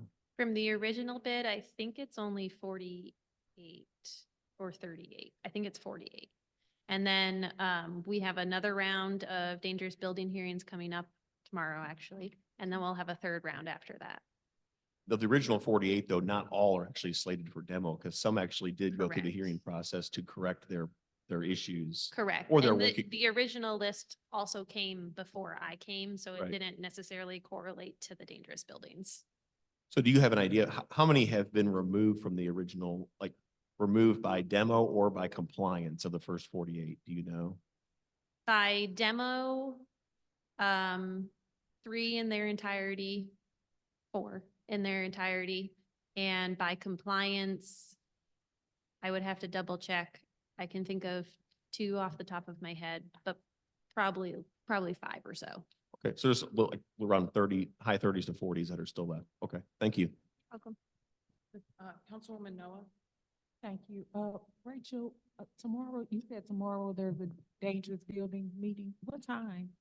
Let me check the notice. I think it's 3 or 4 PM in the afternoon, and it's gonna be over at the community center. It's 3 p.m. It's 3 3 p.m. p.m. So will the city post the list of the buildings that are part of the dangerous hearing or? so Yeah, we'll residents post, will we have to know? post the hearings findings, so that'll get posted. And that will say whether we've made a decision to give them an extension, if somebody shows up and says, hey, I'm gonna work on it now. Or if we've decided to move forward with demoing it. So it'll be posted after the hearing. Like there's no list right now that we can go on the website and look. No, we don't have a list that's public don't right have now. Okay. And when you do post the list, it'll be posted on the website or on the community development Facebook page It'll probably be posted on the website in the document center. in the documents. And Okay. can it also be emailed to the city council? Yeah. All right, are there any more questions for Rachel St. Pierre? Anything else? Not for this. Thank Okay, you. at this time, I'm gonna go ahead and ask for a motion and a second for So approval. moved. Second, Aquita Noah. Clerk Pittman, would you please call the roll? Councilman Cassoff, Aye. Councilwoman Robinette, Aye. Councilwoman Lipka, Aye. Councilman Williams, Aye. Councilwoman Noah, Aye. Councilman Palmer. All right, so we are moving on to bills requiring first reading, which we do not have any. We then go on to bills requiring second reading. We have bill number 7280. I request a motion and a second to read the bill a second time and place it upon its passage. So moved. Second. All right, Attorney Selig, would you please read the title of the bill only?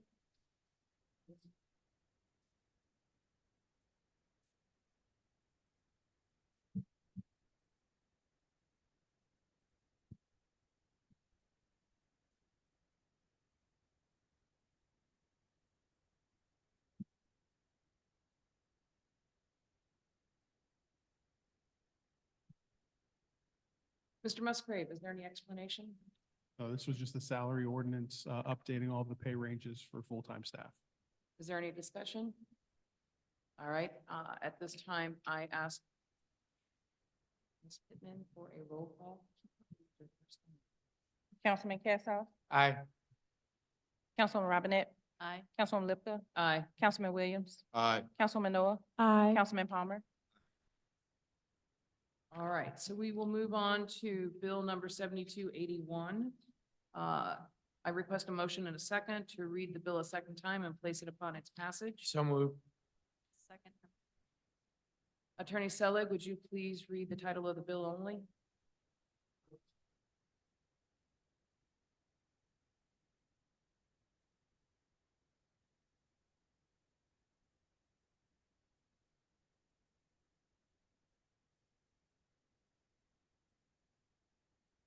Mr. Musgrave, any explanation? This is the ordinance repealing the old, part-time staff pay ordinance and bringing in the new one for part-time staff. Okay. Is there any discussion? Clerk Pittman, would you please call the roll? Councilman Cassoff, Aye. Councilwoman Robinette, Aye. Councilwoman Lipka, Aye. Councilman Williams, Aye. Councilwoman Noah, Aye. Councilman Palmer. All right, we move on to unfinished business, which I am going to bring up some. You have, oh, you go first, please. Okay, Councilwoman thank Noah? you. There has been a request, just questions from the community. I know that there was a report given earlier this year regarding the Ferguson Neighborhood Tree Assistance program, and we just wanted to know if, you all were going to, report on the update anytime soon. So are you requesting a report on the tree program? Yes, the last report, it was stated that we would get another, I guess, a report in like 3 months. I remember asking like what homes would receive assistance, you know, just like where we are, has the process, have the project started? Just, you know, a brief update about that. Uh-huh, yes. If I'm thinking along the same lines, I believe that was the tree program through the FNIP program. What we can do is reach out to them and see what update they have, and I can have that provided to you either via email at the next council meeting in July, if that will work. Okay, please. Anything else, Councilwoman Noah? No, that's it for me. Thank you. Okay, so going into old business, speaking from my seat as the council rep for the Traffic Commission, a couple of things that have come up. The Traffic Commission made a request in July of 2023 for the speed limit on South Florissant to be reduced to 30 miles per hour to match the area of Pool Valley coming into suburban and Paul Avenue area. Oh, Paul Avenue area. And at that point, it becomes 25 miles per hour because it goes into our business district. And the Traffic Commission requested that very visible signage be put up at that time. We were told that that would have to go through a city, a city engineer, but we don't have one. So then it would have to go through Weiss is what we were told back then. So I am bringing it back to the forefront because we would like an answer from Weiss. And we would like to be able to move this into an ordinance so that we can make these changes. Also, we request the city of Ferguson to get clarification with the county as to when the roundabout project for Hereford Chambers is actually going to come into discussion again. I know it's very far in the future, but the commission would like that clarified. Let's see, what else? Oh, and they would also like clarification from the county regarding the traffic calming measures that they had promised the city of Ferguson on Chambers prior to the roundabout discussion and prior to the stoplight purchase, because it has come to our attention after a discussion with the city engineer for the county that the money to do that is still in their budget. So we would like to find out if it is still in their budget and when we can turn it into traffic calming on Chambers. Another old business, let's see, the commission would like to resume getting police reports on traffic issues and processes. They did receive them from Captain Harris. We would like to have those reinstated into a regular cycle. We also have determined through our Jamar reports by so on the Jamar reports, cars are identified by their axle. So the larger ones are school buses, and we're seeing a major contribution from school buses in the speeding along Chambers, Elizabeth, and Powell. So contact has been made with Ferguson Florissant School District with Terry O'Neill, but there was no response. So we asked the city of Ferguson to reach out to the Ferguson Florissant School District and let them know that their bus drivers are speeding. And then also, we have also been able to determine that a lot of the work trucks, American Water, GS Construction, Ameren, lawn companies, Amazon, FedEx are also speeding on our roads. And we would like to ask the city of Ferguson, once again, if we could send out a blanket letter to all of these businesses, asking them to slow down or prepare to get tickets. All right, and then also in old business, Councilwoman Noah sent an email on May 1st, 2024, which is a repeat of an email sent in 2023 requiring stop signs at a variety of locations. And the first time the Traffic Commission got it, they declined those stop signs. The second time they went through it, they still declined. But that being said, we would also like to ask that those types of things, stop signs being put in, stop signs not being taken out, whatever the case may be, is again a city engineer issue. And because we don't have one, we would like the Traffic Commission does not recommend these stop signs, but they would like Weiss to review it as well. Because if Weiss has agreement, we would like to be able to have that discussion. Madam Mayor, we actually approved some of the stop signs. We didn't decline all of them. According to the last traffic commission meeting, they thought that the only, We Most of them- declined the one by So we have- Halpin Park. I can read them off. It's convert the two-way at Rockingham and Falmouth to a four-way. And that one was supposed to be under review. Harrison and Randolph was a no. Dupree and Blanding was a no. It's not right. Okay, well then I'm telling you what the traffic commission gave me as of this last meeting. The one at Randolph, 100% was approved, and so was the one at Rockingham. I was chair at the time, and I remember this well. Okay. The only one that we didn't approve was the one in front of Halpin Park. And can I just say, the one at Dupree and Blanding is new. That you wouldn't, I don't think you were the chair. Well, I there don't was know. there was one we didn't Oh, approve. Woodstock, I know, but there's been two. cases. One at Dupree and Blanding, right there at the corner. If you all know, there needs to be something there, in my opinion, and the neighbors agree as well. And then if you go to the other side of North Hills on Emerald and Rouse, That's a new one as well? that's a new, those Okay. two are new. And But- then, so the Rockingham, Mr. Okay. Kassoff, you said we had it as under review, but you're saying it was. We approved Rockingham Okay. and we approved Randolph. Okay. The one on Randolph, I drove over there because I couldn't believe there wasn't a stop sign there already. It's like somebody just forgot, but it definitely should have been And there. then Woodstock and Bailey, that we had a no on. That's the one that we said no about. Okay. Yes. So what? Or no, I- it was somewhere on Woodstock. It was on Woodstock between Bailey and Dupree. Emerson and the entrance. Yeah, Yeah, it probably was Bailey. So what I would like to do at this point then is submit this information to you so that we can then take it, you can take it on. Yeah, that's what I was gonna ask. If you guys can get me a list from either Traffic Commission or Councilwoman Manoa, whoever wants to send me the list, I am more than happy to have Weiss evaluate those and we can kind of go from there, because by ordinance, that is the next step. Well, that's what I'll do. So that's all I had for old business. Yes, sir, Mr. Palmer. I do have a question about Councilwoman Lipka's request. Our ordinance, does it state that the traffic engineer, in this case Weiss, has veto power, or are they advisory to the council? I would have to double check, but I believe it's advisory, but do not quote me. I can do that research tomorrow and I can email you guys and let you know for sure. I don't have it in front of me. Yeah, I'd be curious the same with the speed reduction, any traffic changes. I'm just curious to see if it's just like a border commission where they advise the council of their expert opinion and we have the ultimate discretion, or is it where if they say no, it's a no?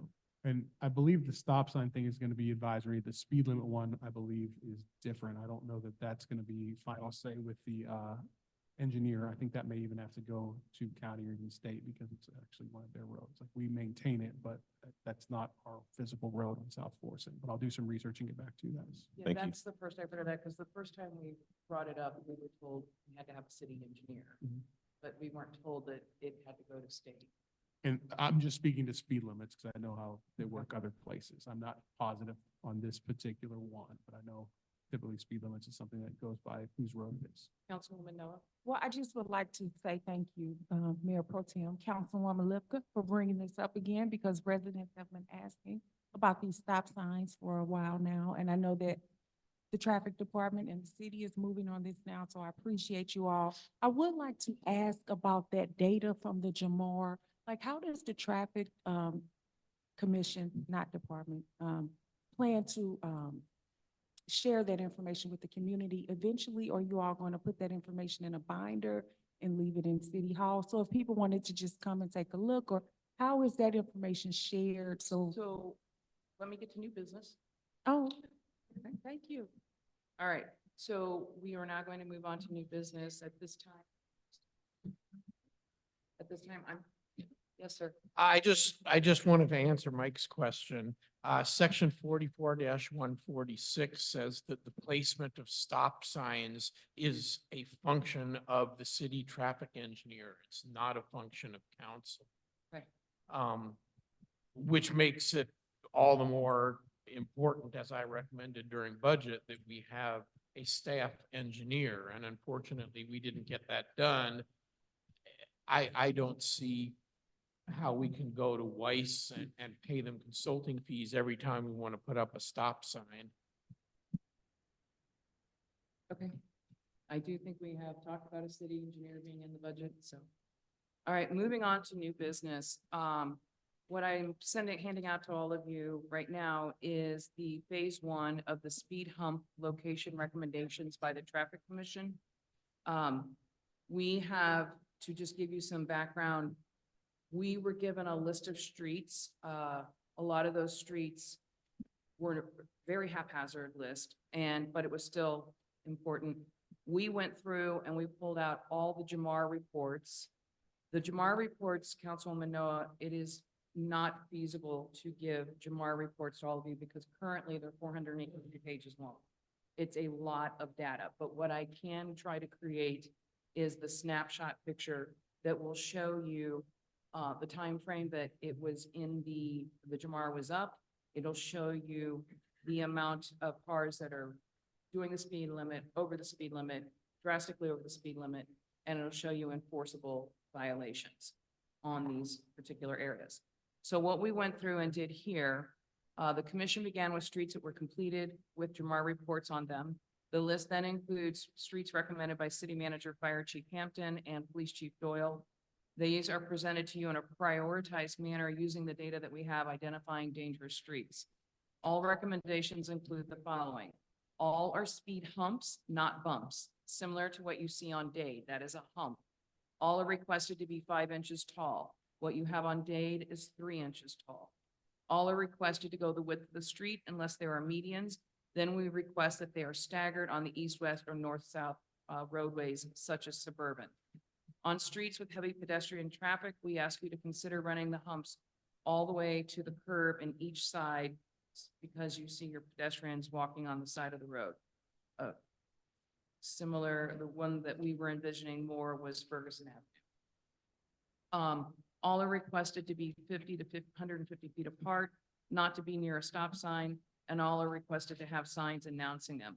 This is phase 1 recommendation as the Jamar reports are still being created and streets are still being identified. Phase 2 will follow once these are approved and installation has begun. Reports are still being created for phase 2 as we speak.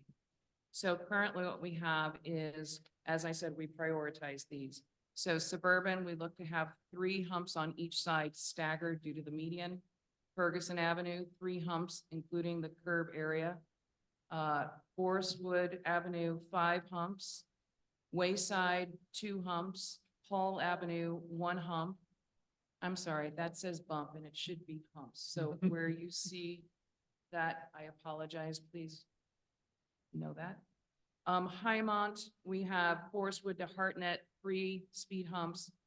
West Florissant to Forestwood, 3 speed humps. Powell, we have 3 speed humps. South Harvey, we have 4 speed humps.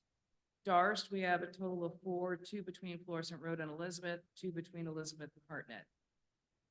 Barrett, we have 2 speed humps, 1 between Darst and Dorinda, and 1 at the lower part before the roundabout.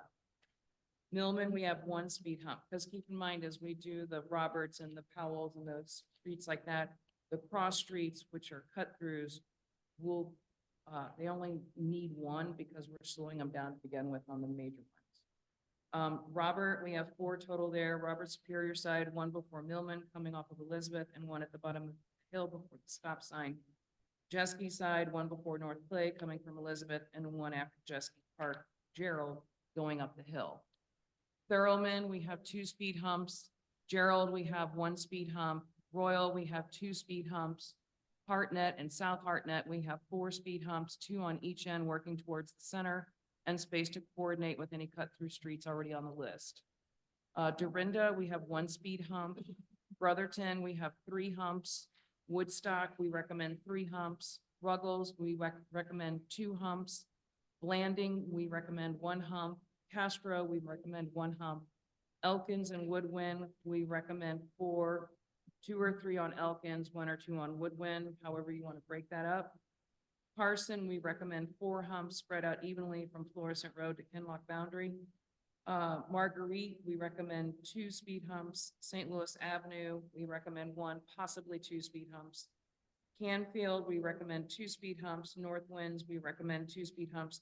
We also wanted to include in the recommendations because we included these in the recommendations because they were given to us by the chiefs. But we also were wondering, do the management companies of those apartment complexes have their own speed bumps or humps in there as well? It's gonna depend on the ownership of the road. Like I know Canfield, we own, the majority of this. So, Okay, so where we own, we should probably put them. correct. Frost, we have 1 speed hump. January, we have 2 speed humps. Georgia, we have 2 speed humps in conjunction with the current speed table. Weigel, we have 2 speed humps. Lang, we have 2 speed humps.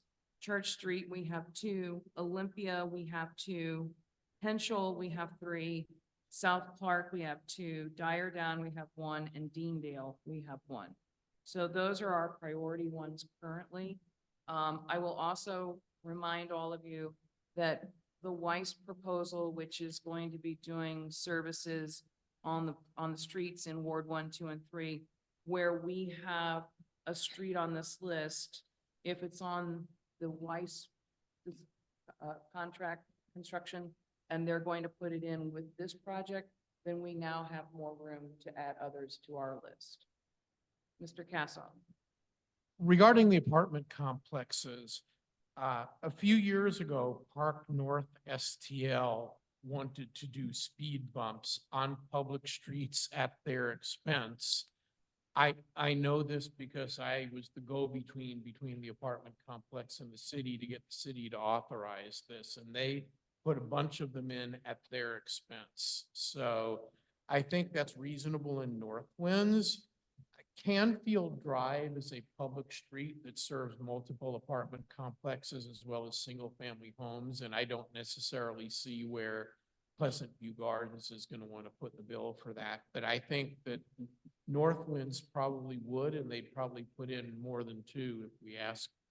Well, if they're talking about a speed bump versus a speed hump, you know as well. You're right. Yeah, so if we're talking speed hump, so I would say that it couldn't hurt to have both services working together, or if they want to pay for it, I would ask that they have. North Winds is a big area. I know, but I would ask that they would follow what our process is. Mr. Palmer? When you refer to North Winds, are you referring to North Winds Estates Drive? That's what I would assume so. When we were looking at our recommendations, we were just told North Winds. When we were looking at our map, we were looking at North Winds Estate Drive. So North Winds Estates Drive actually doesn't have access to the North Winds apartments. It was closed off years ago. The only apartment complexes that would affect would be Versailles and Oakmont townhomes. So, and that is a speed, people do cruise up and down that road, but years ago, North Winds Estates closed off that entrance to their complex. So Canfield is the main way to get into the former North Winds Estates. So I would say that North Winds Estates does need speed bumps because it is a city-owned street. It actually goes past a park too with a blind corner. Kids cross the street at Versailles. Not anymore, but hopefully eventually, but they cross the street at Oakmont and Versailles and basically go through this little gate that you cannot see anything on each side into Nesbitt Newton Park. And it's actually pretty dangerous. If a kid was running out of that park, bad things could happen once they got 4 foot onto North Winds Estates Drive. It really needs to be pretty well striped, maybe even a bump like right there, because like I said, if kids hop off the swing set and run 35 feet to the side, they're going straight through that gate. And The street is recently repaved, so it's a smooth. all right, so this is the map we were working off of. And I'm gonna have a really hard time finding North Winds on here. You wanna look at this real quick? Because what we were.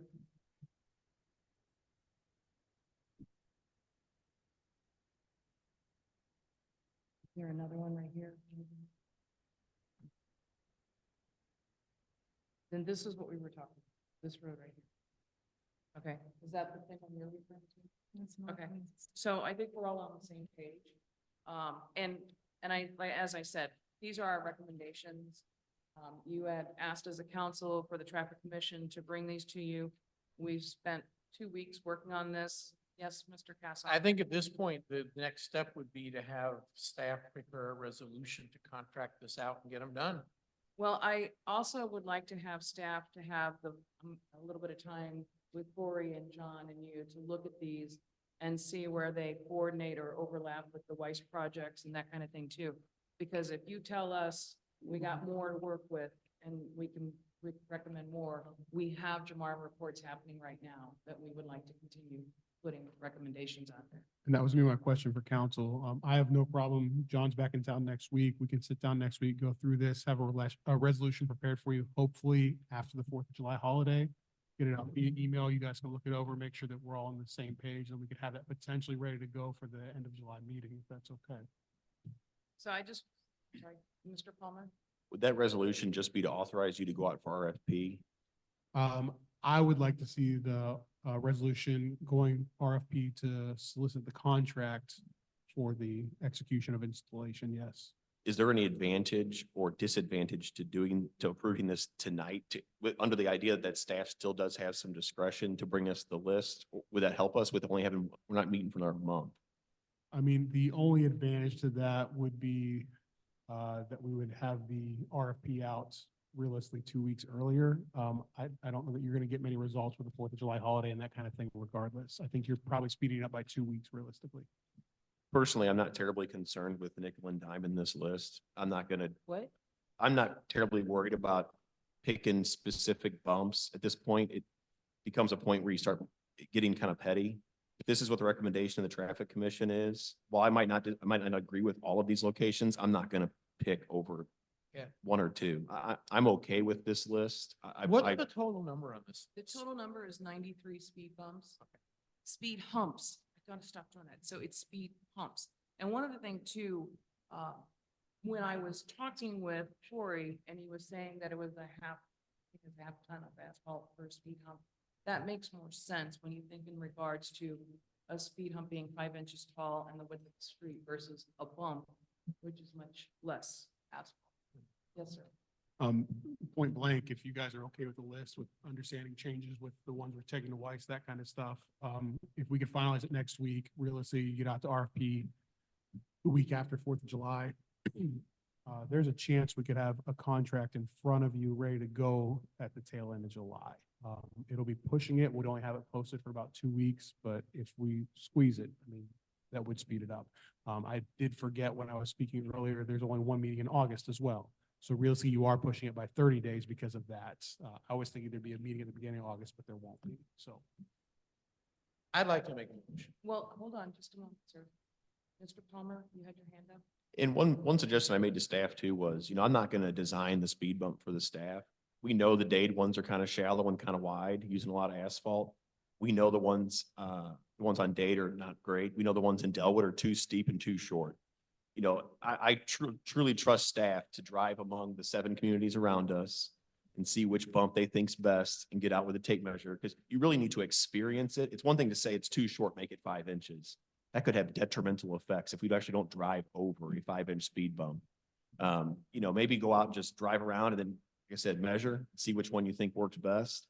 Or maybe if you have to do a mock-up somewhere, that would be get it right the first time we're out there planing the top of these speed bumps down because they're dragging people's equipment or stuff like that. But I truly trust staff to get that done. And that's something that can be done right before the RFP goes out. And there's plenty of examples around town. Personally, I think the speed bumps in Belle Noire are fantastic. They work real well. There's a cut through between Natural Bridge and St. Charles Rock Road through basically Belle Noire and Greendale, past Incarnate Word Academy and the golf course. And those speed bumps have been there for 30 years and they keep putting them back over and over. And they're enough to be a problem, but not enough to knock your teeth out, and they seem to get the message across. So. Well, and I will also let you know, Councilman Palmer, that when we, as the commission, went to the city manager and asked for what he wanted from us, he did, because we thought it was speed bumps and we thought it had to be a 1/2 inch to 3 inches tall. We were informed, no, they wanted speed humps similar to Dade, but they wanted them taller. And so we were told we could go as high as 5 inches. So we felt as a commission, or the commission felt that it was, might as well go and ask for 5, because if the city determines that a particular area should have a 3 or 4.5, they would know better than us. And that's where it'd be good to check out some speed bumps too, because sometimes when you get a little high, the issue can be cars start to drag when they go over. So sometimes what you do is you shorten the aspect ratio. So like our speed bumps on Dade might only be 3 inches, but they're wide. They're like 8 feet wide. So it's very gradual. As you're going over it, your rear tire is actually on the bump before your front tire gets off of it. That's the issue with it. So they might very well find out the best speed bump is shorten the aspect ratio to 4 foot or something. That way you're getting more of the bump instead of, We just don't want, we have to be careful, because one of the things we discussed quite a lot was we didn't want the hump to be shortened to the point where they just go around, because that's gonna be more dangerous. well, if you go curb to curb, you can't go around it. No, I know, but then when you have the medians and things like that, you have other issues. So that was something, and, right turn lane. Like I said, staff, they can take a look and see what they think. And I'm fine with Well, that. we were just giving our recommendations as a commission, and so at this point, the logistics would be under your department. Well, if I'm honest, the RFP is going to be based on the material, most likely. It's not going to be based a ton on location, that sort of thing. They're going to want to know how wide, how tall, how much asphalt am I going to need? So we can get that in the RFP process. Then when contract comes, that's when we'll be going around with them, painting exactly where location is, that kind of stuff. So that's further down the road at this point. The traffic commission is very willing to go with you and drive these streets and point out they wanted to take spring.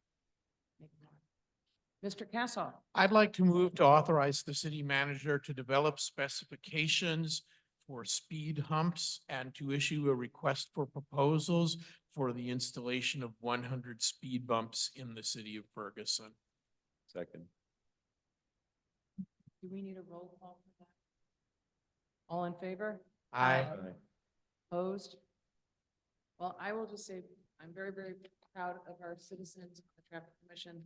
And I Yes. thank them for giving up their nights, because they met multiple times that was not on the calendar as an official meeting time. They did this on their own time. So I hope, and when you hit a speed bump or hump and you don't like it, please remember how many times you asked. At this time, we would like to go into miscellaneous comments, and I'd like to start off with yes, Oh, I was just ready. for, Miscellaneous comment? we go through a process. Oh, okay. So we start with Councilwoman Noah. Thank you, Mayor Pro Tem. Dave, I didn't get to, Assistant City Manager Musgrave, I didn't get to ask these questions earlier, so the ask is if we can have an update at the next council meeting regarding the laundry basket renovation update and the car wash on West Florissant. I can And- give you the update if you'd like on West Florissant. It went out to bid. It came in super high, and we're having to whittle down the contract to make it fit in what we need to. The laundry basket, I can get to you next meeting. So the car wash, it went out to bid, it came back super high. And what else did you say? We're gonna have to whittle down the specs on it. There was, as far as landscaping, the trail, everything else that's going in, we have to kind of pare that back to make it fit. Do you have a question for Mr. Musgrave? Actually, I was curious, what car wash are you describing? The car wash on. Uh, What, no. The one in it's not Del, the car- I'm the one in sorry. Delwood? It's not the car wash. It was a, I'm assuming she's talking about the park. the park. project on Okay. West I Florissant. apologize. Thank you. But it's still a car wash in my mind, the park. There has been some questions from the residents, when that's going to get started. That was my question. So to clarify, that's your response regarding the I park, was thinking the same thing which you was were, the pre, right, we want to. yes. Next, the Forestwood Neighborhood Association will meet every first Tuesday at Emmaus Bible Chapel. You can come in person, call in, or meet via Zoom. I would also like to ask residents to please participate in the city government. We really need people to serve on the boards and commissions.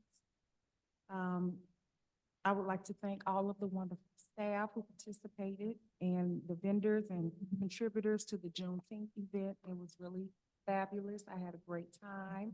And thank you to the Ferguson Trailblazers. Without your past and present service to this community. Where would we be? So thank you all for your support and contributions to Ferguson. And lastly, on Friday, June 21st, Mayor Jones, Chief Doyle, FPD officers, our PIO, Pat Washington, and myself, we attended the Park Ridge Apartments Community Gathering. We had the opportunity to meet with residents and ask questions. We met the regional manager for Park Ridge. Her name is Tara. The, what is her title? The apartment complex manager. Her name is Dina, and they also have security there. And many residents, they had questions for us. They had questions regarding the security, so it was nice to talk to those residents. We're trying to build that relationship. We'll continue to engage our residents and work on our relationship with our residents. So thank you all who attended. And that's it for me. Everyone be safe and well. Councilman Palmer? If the council would permit, I would ask if I could ask Chief Doyle a question I forgot to ask during his report. I have no problem with that. Chief Doyle, do you mind coming to the podium?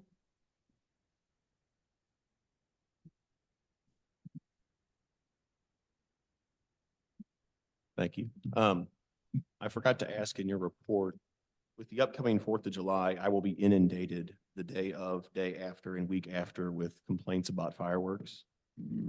If you could just allude to what your protocol will be on 4th of July, because I know that you get inundated.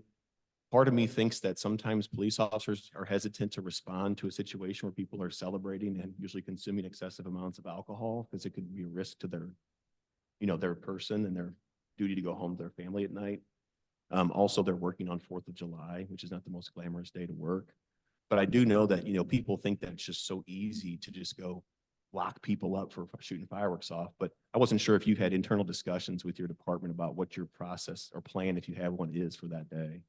Yeah, that's a good question. It's a tough situation to really police, to be quite honest with you. We had the same issue when I was with St. Louis County Police Department. One of the biggest issues is that, so for example, if we get a call for a fireworks violation at a particular address, when the officers respond there, then they're required to seize that evidence. The problem with seizing is that you have to package fireworks differently. You have to package it as like hazardous material. That literally takes an officer out of service for, you're talking about the minimum at least 2 hours.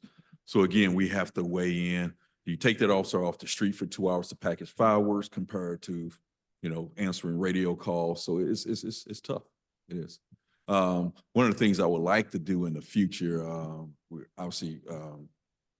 not going to have time to do it this year, but to be able to train a group of citizens who are interested to be able to package those evidence. So in other words, what I would like to see somewhere in the future is that when the officers respond to these particular calls, they're able to seize those fireworks, take it straight to the station, and there's someone there to just package it for them, and they can immediately go back out to the streets.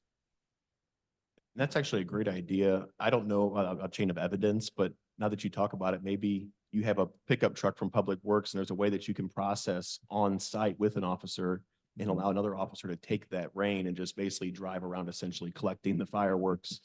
Because you don't want an officer off the street for more than, absolutely necessary, especially when you get all the domestic calls on 4th of July as well. So Absolutely. I just know it's an endless battle. It is. One resident told me the city should permit them and charge a fee to get a permit. And if you show up and they're shooting them off without a permit, it's a $500 fine, and then give that money to charity or to, organizations that deal with trauma for pets or something. And I said, well, that's kind of a stretch and something that'd be hard to implement, but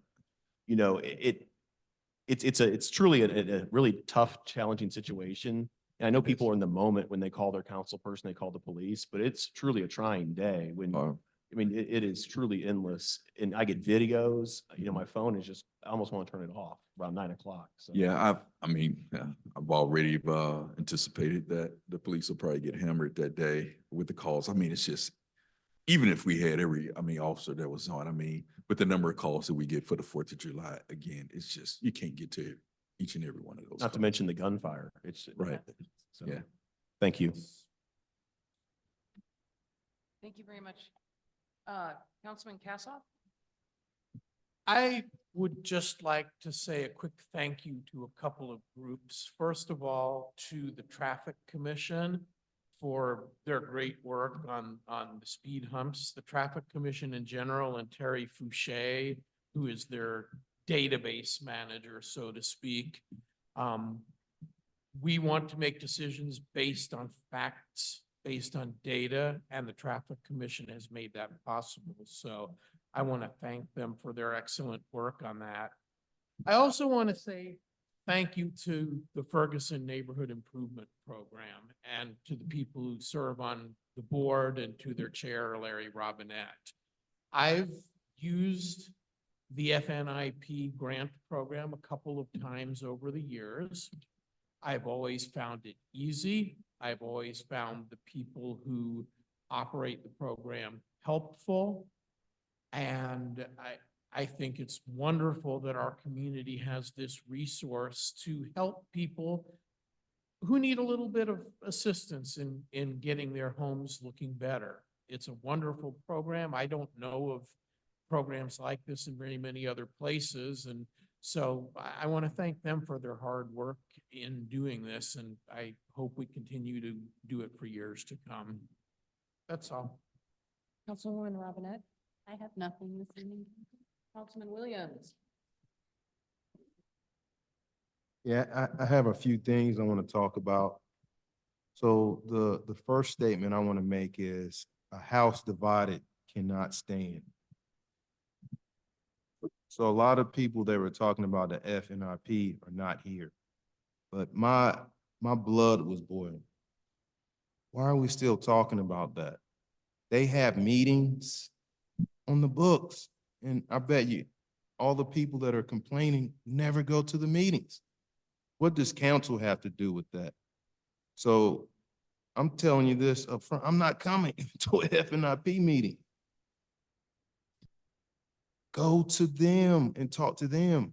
Don't come to council demanding us to come. They have their own agenda, budget, talk to them. You know, it's just making my blood boil. Why are we talking about that? We need to be coming together, trying to do crime prevention.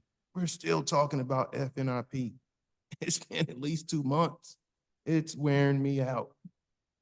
And racism, they're not racist. Most of my adult life, I've owned and driven very nice cars. I've been stopped, gun pointed at my head, just because I fit the description. The people in FNIP are not racist. I've used the program twice already, and I plan to use it again in July when the physical calendar comes up. But I am so tired of talking about FNIP, and I will bet you $100 that people complaining have not gone to one of their meetings at all. Just recently. Can we stop talking about that? Remember, a house that's divided cannot stand. We need to come together and start focusing on real issues that are going to make our community better. Not trying to downgrade and bully the FNIP people. It's a nonprofit organization that tries to make people who might want to do a project but don't have enough money. But even if you don't have enough money, that if your income is low, they do it for free. You don't have to meet the threshold. But I am so sick of talking about this FNIP. And as far as the renters, everybody has rented before they bought a house. Most of the people, it's nothing wrong with a renter, but statistics have shown when a community has more homeowners, the property value goes up. But it's nothing wrong with the renter.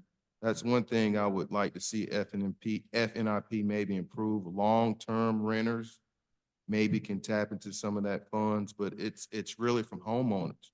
They have rules and regulations in place for a reason. You know, everybody keeps complaining about this. Let's just cut everybody a check, you know? I'm tired of talking about the FNIP. So hopefully this is the last time we can come together and really focus on stuff that matters, that's gonna make our community better. And the other thing I want to talk about, the capital improvement, I did vote for that because anything that's gonna beautify Ferguson, I'm always for that. But how come we can't go after grants to fix basic potholes in our city? So we want to make one section, you know, glistening with gold and diamonds, but throughout the rest of the city, we have potholes. You know, I think we should find some federal grants to fix the basics in our city. And, you know, what I mean, it's potholes all over. And I think Mike Palmer has said this, we haven't put any money in the roads in 20 years, but we're investing in this capital project that goes through multiple municipalities. They found money for that. Can we find some money for the basic maintenance of our streets? And the last comment I want to make, so the gentleman that came today with the water in his yard, he actually called me and I talked to him for several minutes. He's been going through this issue 8 or 10 years. I know I haven't been on council long, but that's unacceptable. We need to try to, if it's a lip that needs to be repaired, let's try to get him straightened out. That's a failure on all of us. 8 or 10 years, that is unacceptable. And he's talking to a lot of people and nothing has been getting done. So, you know, I would encourage all of us to try to make that better, the flooding in his yard. Thank you. Mr. Palmer, you wanted to add something? Yeah, after hearing what Councilman Kassoff and Williams said, I wanted to echo part of their praise of FNIP, but also provide some insight. This past week, I was able to speak at a seminar with Missouri leaders in Missouri and Kansas when it comes to nuisance abatement, tax delinquent properties, and collectors of revenue. And I told them about a lot of the things we've done with housing, whether it's accelerated demolition, nuisance abatement, code enforcement, which is, like they say, educate and abate, not just be the bad guy.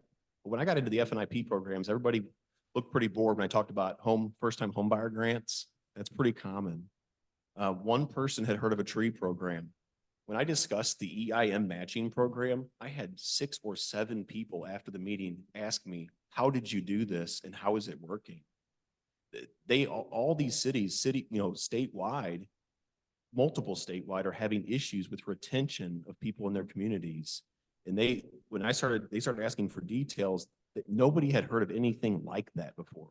You know, I know people think that there's some sort of nefarious behavior going on, but there truly is not. It's a board of volunteers that, you know, put their heart and soul into these programs.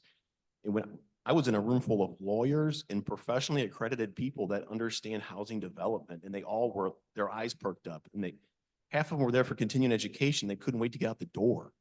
You know, as soon as they heard of this program, they were like, how did you do that? And how did you fund it? And how does that work? You know, it truly shows that people realize that they have the same issues we have, and they're also grasping at straws to figure out how to solve these issues. So it was interesting to see that people actually did truly recognize that we are doing something innovative and unique here and creative. We're not just, you know, we're breaking the mold here and trying to do things that will non-traditionally improve homeownership and investment in our community without being the bad guy, because the city is often portrayed as the bad guy. And that's not what you want to be. You want to be a partner with your homeowners and everybody who owns property in your city.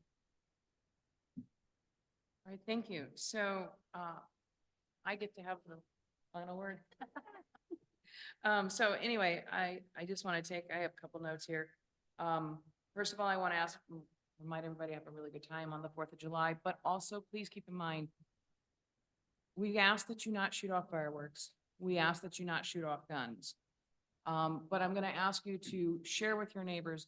We are going through one of the most detrimental heat nightmares that we can possibly go through. Everything is burning up. Yards are burning. The grass is burning. You can see it. You can see people's green yards turning brown. All that means is that it is waiting to catch on fire. So please, if you know that your neighbor always has a big 4th of July celebration, like the one on Elizabeth, some other ones, please be kind and ask them if they would choose not to shoot those fireworks off this year, due to the fact that we do not want houses to catch on fire, trees to catch on fire, forest fires. We are a tree town.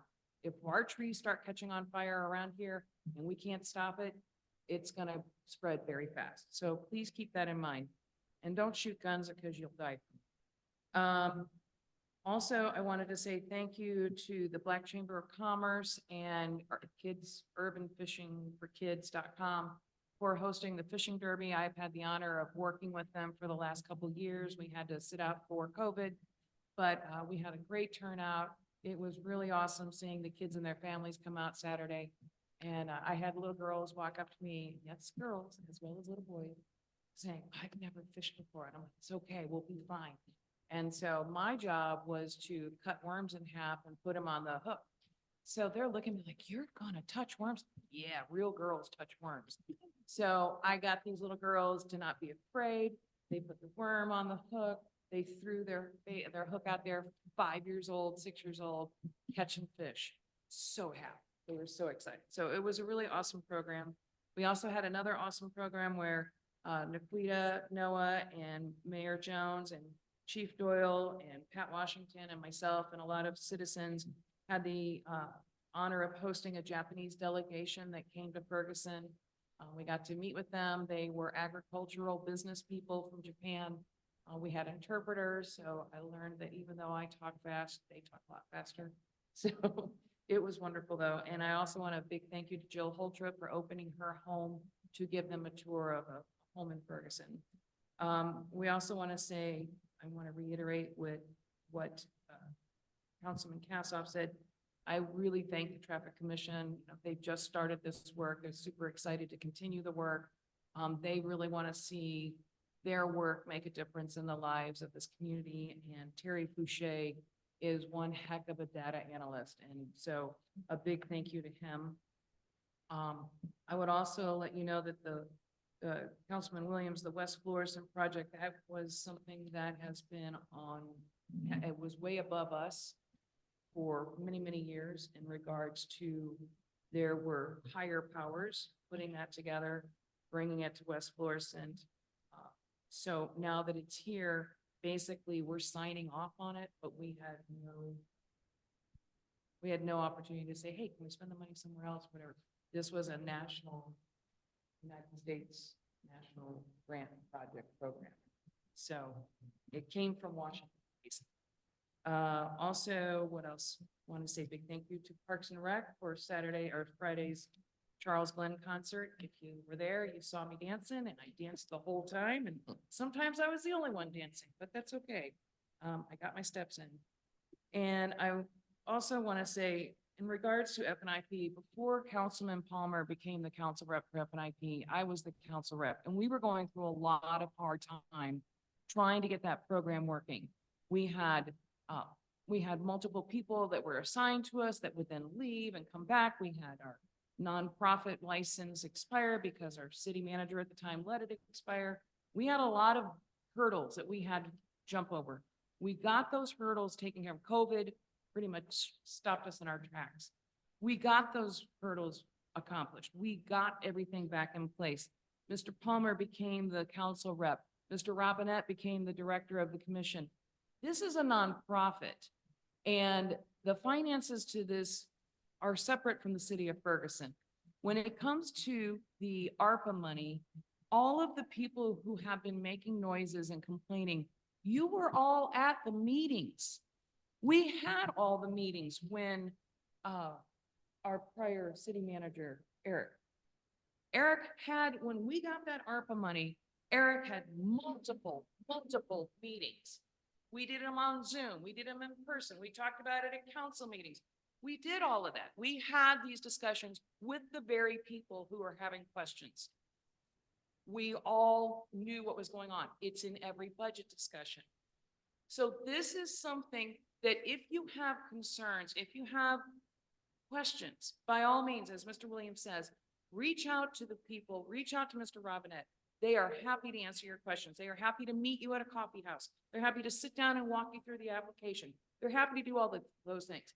But to insinuate that it's racist, or there's nefarious things going on, or they're hiding this, or they're doing that, or whatever, please stop. This is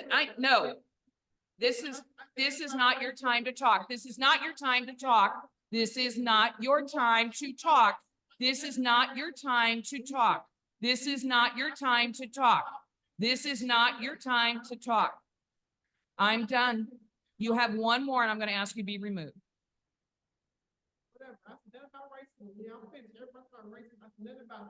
It was the lady right there, but it's not your time to talk. We are going to move on and you're going to please stop so that you can give us the respect we gave you when you were speaking.